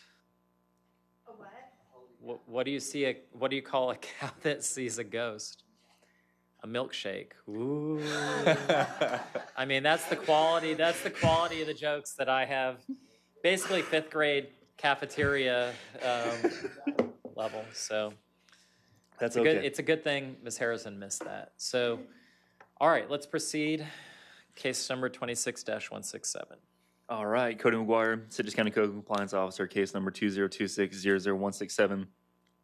Special requirements for all accessory structures, a violation of the Citrus County Land Development Code 3102A. The address is 1041 North Palm Springs Terrace in Crystal River. And the property owner is Victor R. Widener, Deborah H. Widener, Widener Trust, a recoverable living trust dated May 11, 2022. And then good service via signed certified mail return receipt and posting at the Kendall Government Building. And I'd like to authenticate the following documents and request to be admitted into evidence. Exhibit A, photos taken during initial inspection on February 9th, 2026. Photos taken during a corrective action inspection on March 27th, 2026. And photos of my final inspection on July 13th of 26. And Exhibit B is a copy of notice of violation, copy of notice of hearing, copy of the signed certified mail return receipt, and posting at the Canto Government Building. Okay. Exhibits A and B are admitted as evidence. Is there anyone from the public who wishes to be heard? Okay, I don't see any. In fact, I don't see anyone else left from the public, so I won't ask that again. Go ahead. So this property is zoned Coastal Lakes Residential and is 0.32 acres. On February 9th, I conducted an initial inspection and observed the property being in violation. There was a pod, boat trailer, boat dock, and other items on the vacant property. On March 27th, a corrective action inspection was conducted with no change. And as of my final inspection on the 13th, everything's been removed besides the dock. Ms. Widener came into the office with a set of house plans. She went over everything, and at the end of the conversation, she said that she was going to go and submit them. And per further inspection, they were So not. that dock is not allowed to be there? Correct. Wow.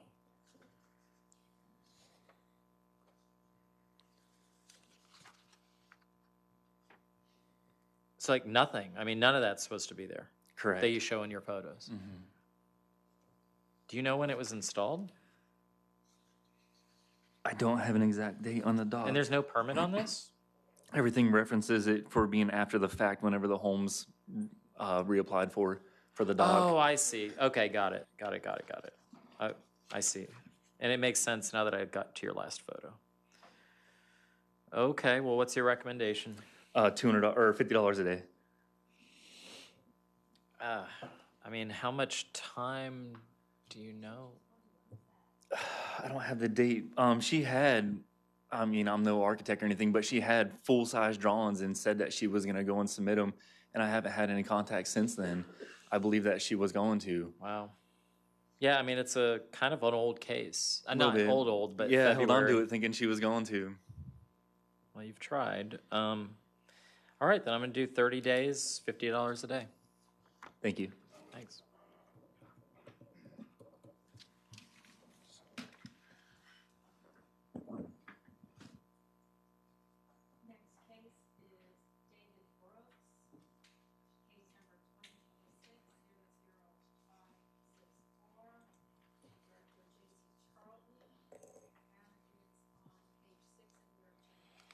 Okay.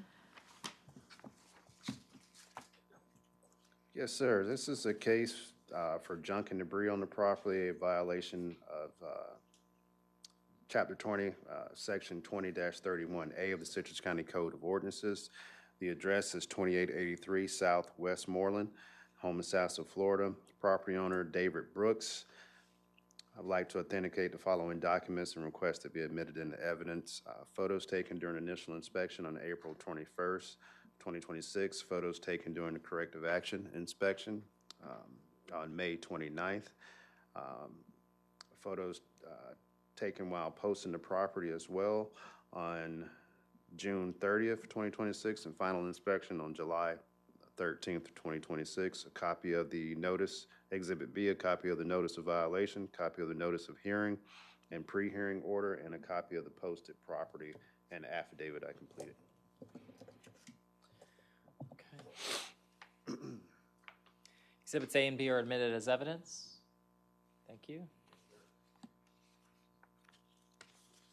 Conducted the initial inspection and observed junk and debris in the front of the property on the left of the home.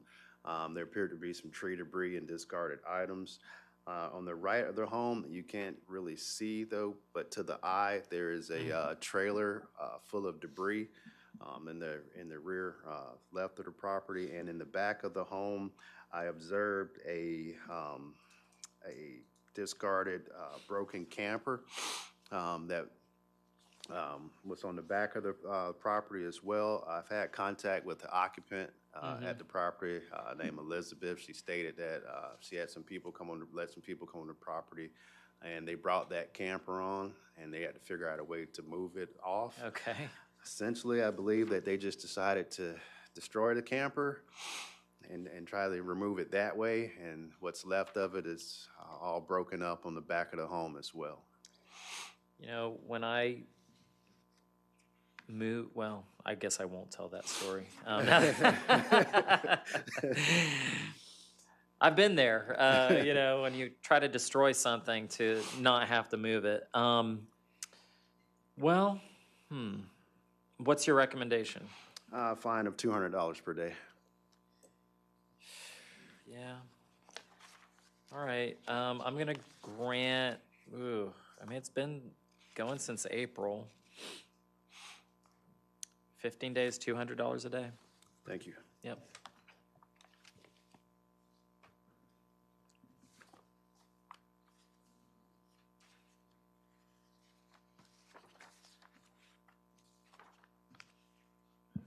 Next case, Lori D. Cartwright and Wade S. Days, case number 2026-537, Code Officer Alan Jonason, page 7 of your agenda. This is case number 2026-00537, accumulation of junk and debris, a violation of Chapter 20, Article 3, Section 20-31A of the Citrus County Code of Ordinances. Address of the violation is 3921 North Ranch Pass Terrace, Hernando, Florida. Property owner Cartwright, Lori D. and Days Wade S. This property is .307 acres and is zoned MDR and was purchased 1 September 2004. I have good service via signed certified mail receipt and posting at the Lecanto Government Building. I'd like to authenticate the following documents and request that they be admitted into evidence. Exhibit A, photos taken during my initial inspection on 27 April 2026, photos from a compliance inspection on 28 May 2026, and photos from my final inspection conducted on 14 July 2026. Exhibit B, a copy of the notice of violation, a copy of the notice of hearing, a copy of the pre-hearing order, a copy of the signed certified mail receipt, and a copy of the PA. Exhibits A and B are admitted as evidence.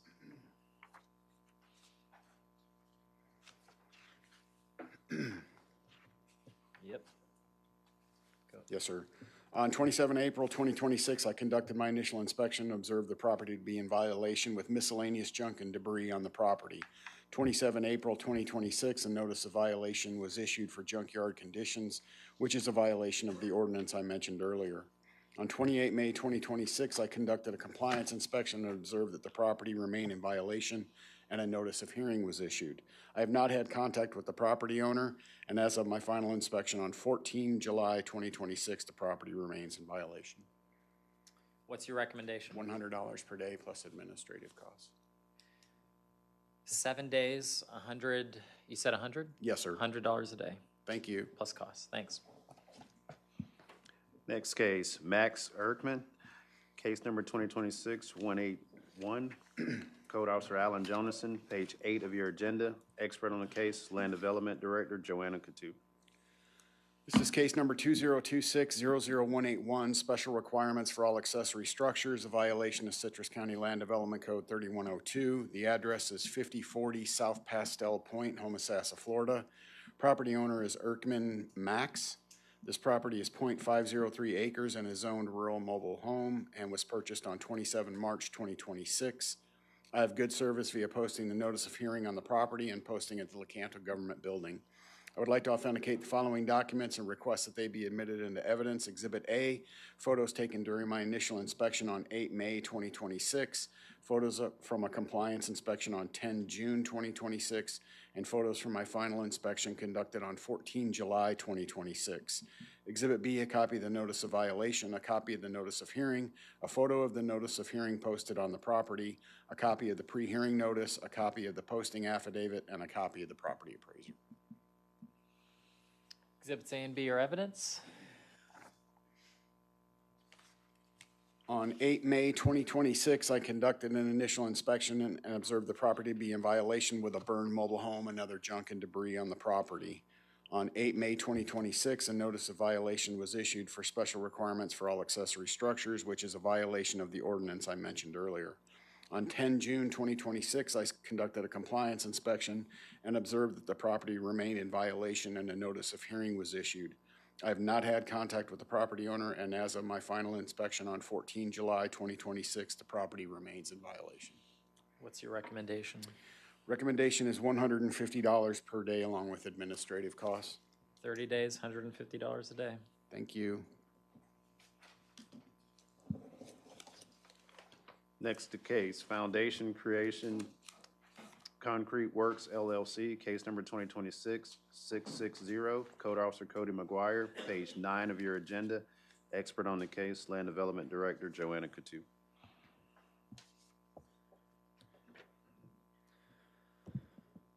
Cody McGuire, Citrus County Code Compliance Officer, case number 2026-00660. Special requirements for all accessory use is a violation of Citrus County Land Development Code 3102A. Address is 8457 North Blackthorn Avenue in Christian River. Property owner Concrete Works LLC. Signed service via signed certified mail return receipt or good service signed certified mail return receipt and posting at the Lecanto Government Building. I'd like to authenticate the following documents and request to be admitted into evidence. Exhibit A, photos taken during initial inspection on May 4th, 26. Photos taken during a corrective action inspection on June 18th, and photos of my final inspection on July 13th. Exhibit B is a copy of notice of violation, copy of notice of hearing, copy of the general pre-hearing order, and a copy of the signed certified mail return receipt. All right. Exhibits A and B are admitted as evidence.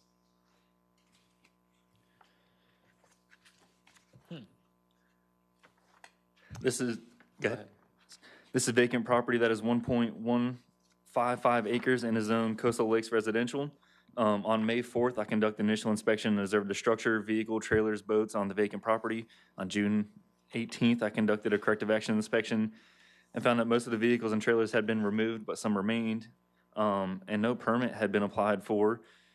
And that was my final inspection on July 13th, 2026. The property remains in violation. I have not had any contact with the owners. It's so strange. I mean, I just don't get it. Yeah. If I could, yeah. Joanna Coutu, Land Development, sorry. This is a residential lot. It does appear to be a commercial building. We did get a call on June 3rd that they said they were actively working on permitting. They're not going to be able to do this business here, so I don't know if they're going to try to convert it to residential or just remove it. Why go to all that length without, yeah, it's a nice building. Yeah. It looks pretty, but it's completely residential. It's not going to be able to work. All right. What's the county's recommendation? $200 a day. I'll do 60 days, $200 a day. Thank you.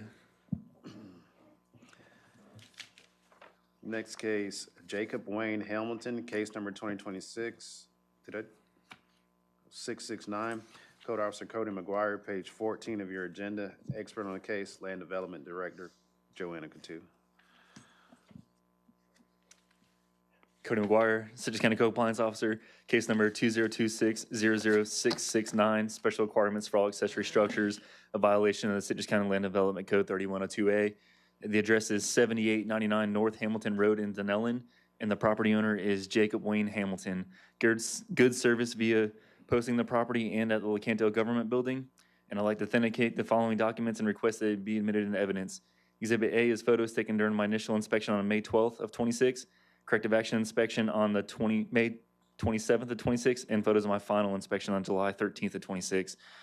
And Exhibit B is a copy of the notice of violation, copy of the notice of hearing.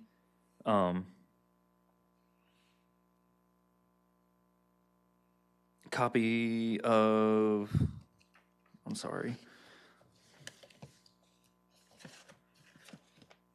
I had to post the property. So there's a photo of the posted property, an affidavit, and that's it.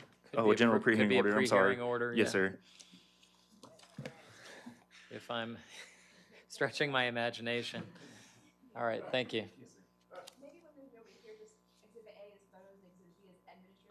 Let's And do it. and that'll work for me too. All right.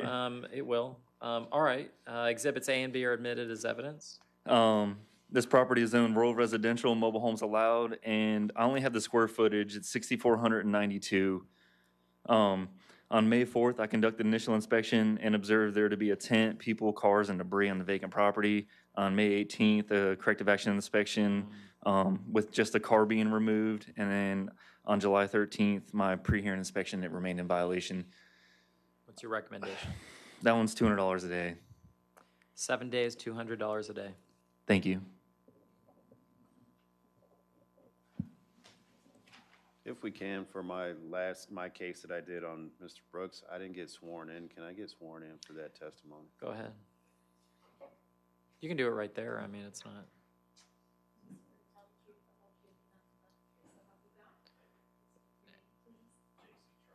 Do you swear and affirm that all your testimony in case number 26-564 regarding David Brooks was true and accurate to the best of your knowledge? Yes, sir, I do. That's fine by me. Thank you. All right, next case. Donald and Mary F. Fisher Lowry, case number 2026-762, Code Officer Robert DeNaro, page 16 of your agenda.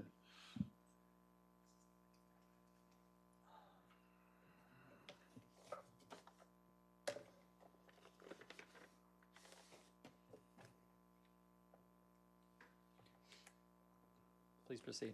Yes, sir. Robert DeNaro, Citrus County Code Compliance Officer. This is a repeat violation initially observed on May 27, 2026.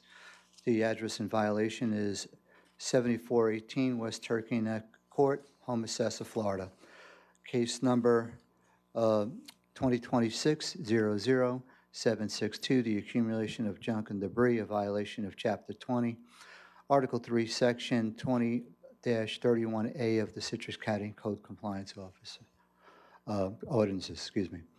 The property owners are Donald Laundrie and Mary Fisher, has been previously found guilty of the same violation on May 18, 2023, case number 2185212 with $0 imposed. The case was abated on June 20th, 2023.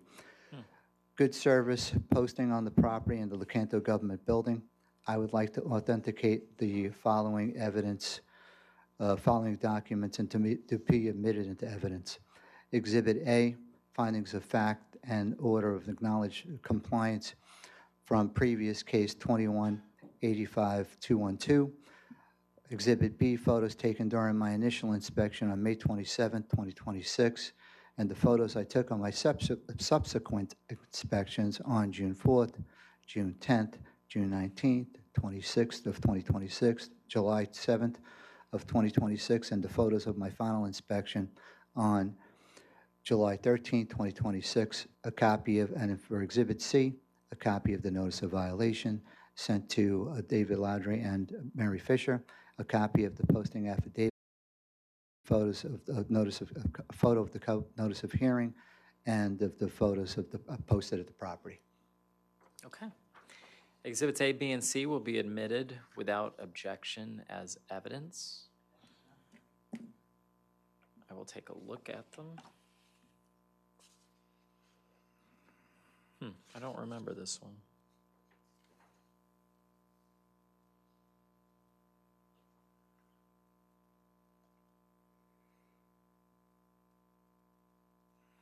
Give me 1 second. Sure.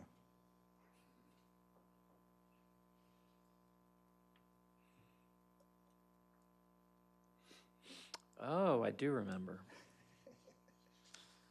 Just in reading the order. Okay. And I'm sorry, did you say you'd had contact? I had contact with the owner's daughter. Mary's daughter? Mary's daughter, Yeah. yeah, right. December, Lowry. As you noticed in some of the initial photos and then during the subsequent photos, December did get a container. A lot of it was removed. They wound up putting a privacy fence up, but the last series of photos, you've noticed that with the exposed end, you saw the excessive vegetation at the end of the property line along with the junk and debris inside of the open area of the fence. So it still remains in violation.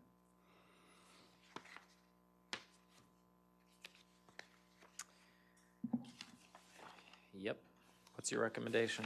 $150 a day along with the administrative costs. So based on the, from May 25th, May 27, 2026, and continue to July 13, 2026, that would be 48 days at $150, totaling $7,200, and a fine of $150 a day from thereafter if until the violation is abated. I'm sorry, so what was the amount for the prior that you're asking for? For the 48 days, $7,200 or $150 a day. So I heard you say May 27th to July 13th. Right. But I think, did you mean the 14th, yesterday? My last inspection was on Monday, on the 13th. Okay. And I'm sorry, the financial amount you're asking is 150? Yes. All right, so what I'm going to do is I'm not going to calculate the entire amount, but I'll find that it is a repeat violation and that a $150 fine will run from May 27th to yesterday, July 14th. Okay.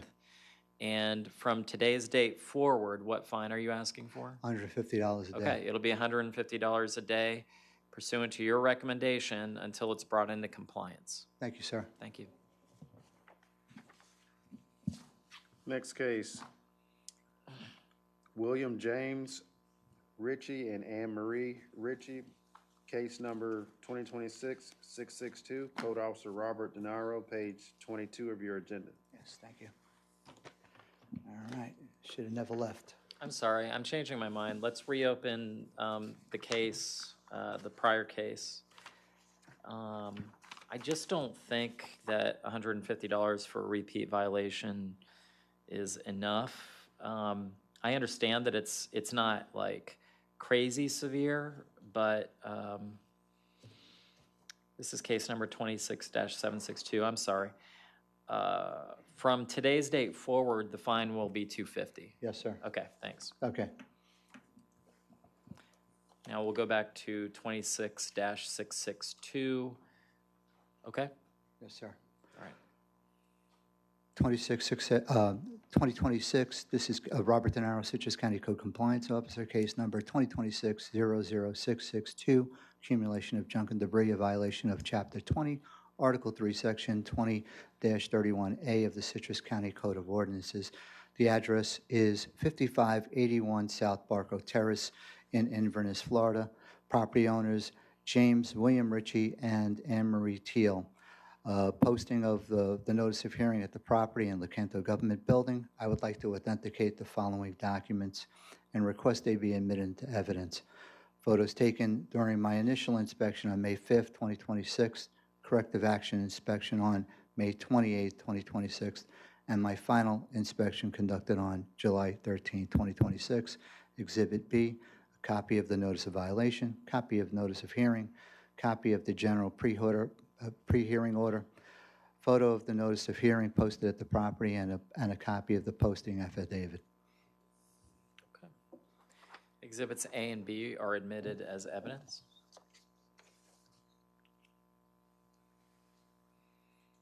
Thank you.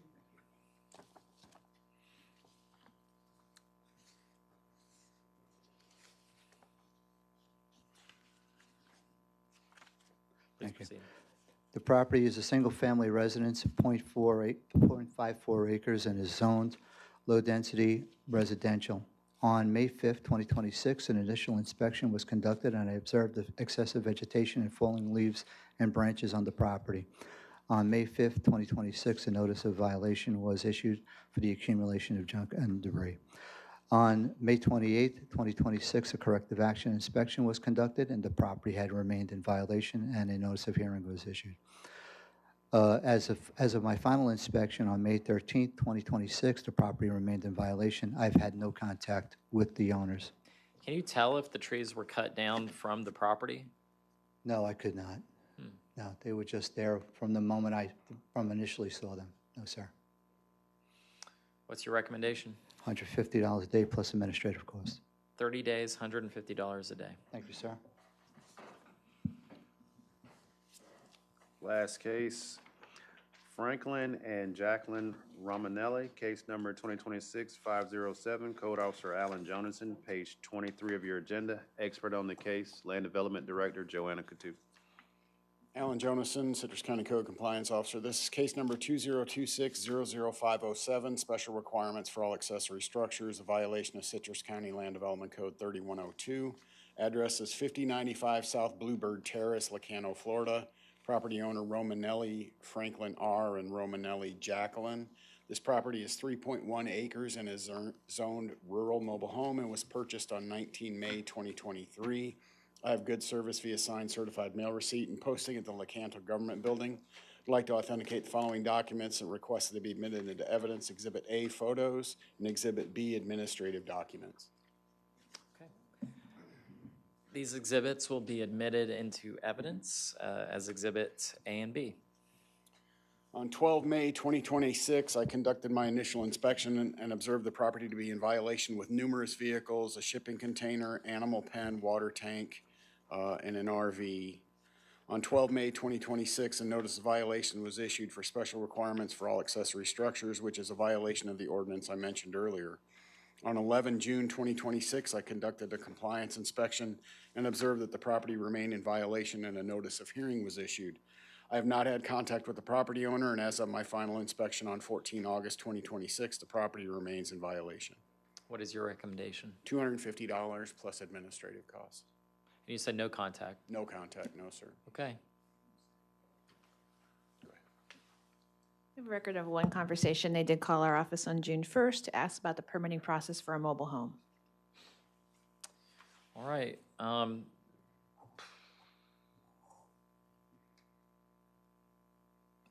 21 days, $250 a day. Thank you. Is there anything else that we need to take up? Okay. The time is 12:13. This hearing is adjourned.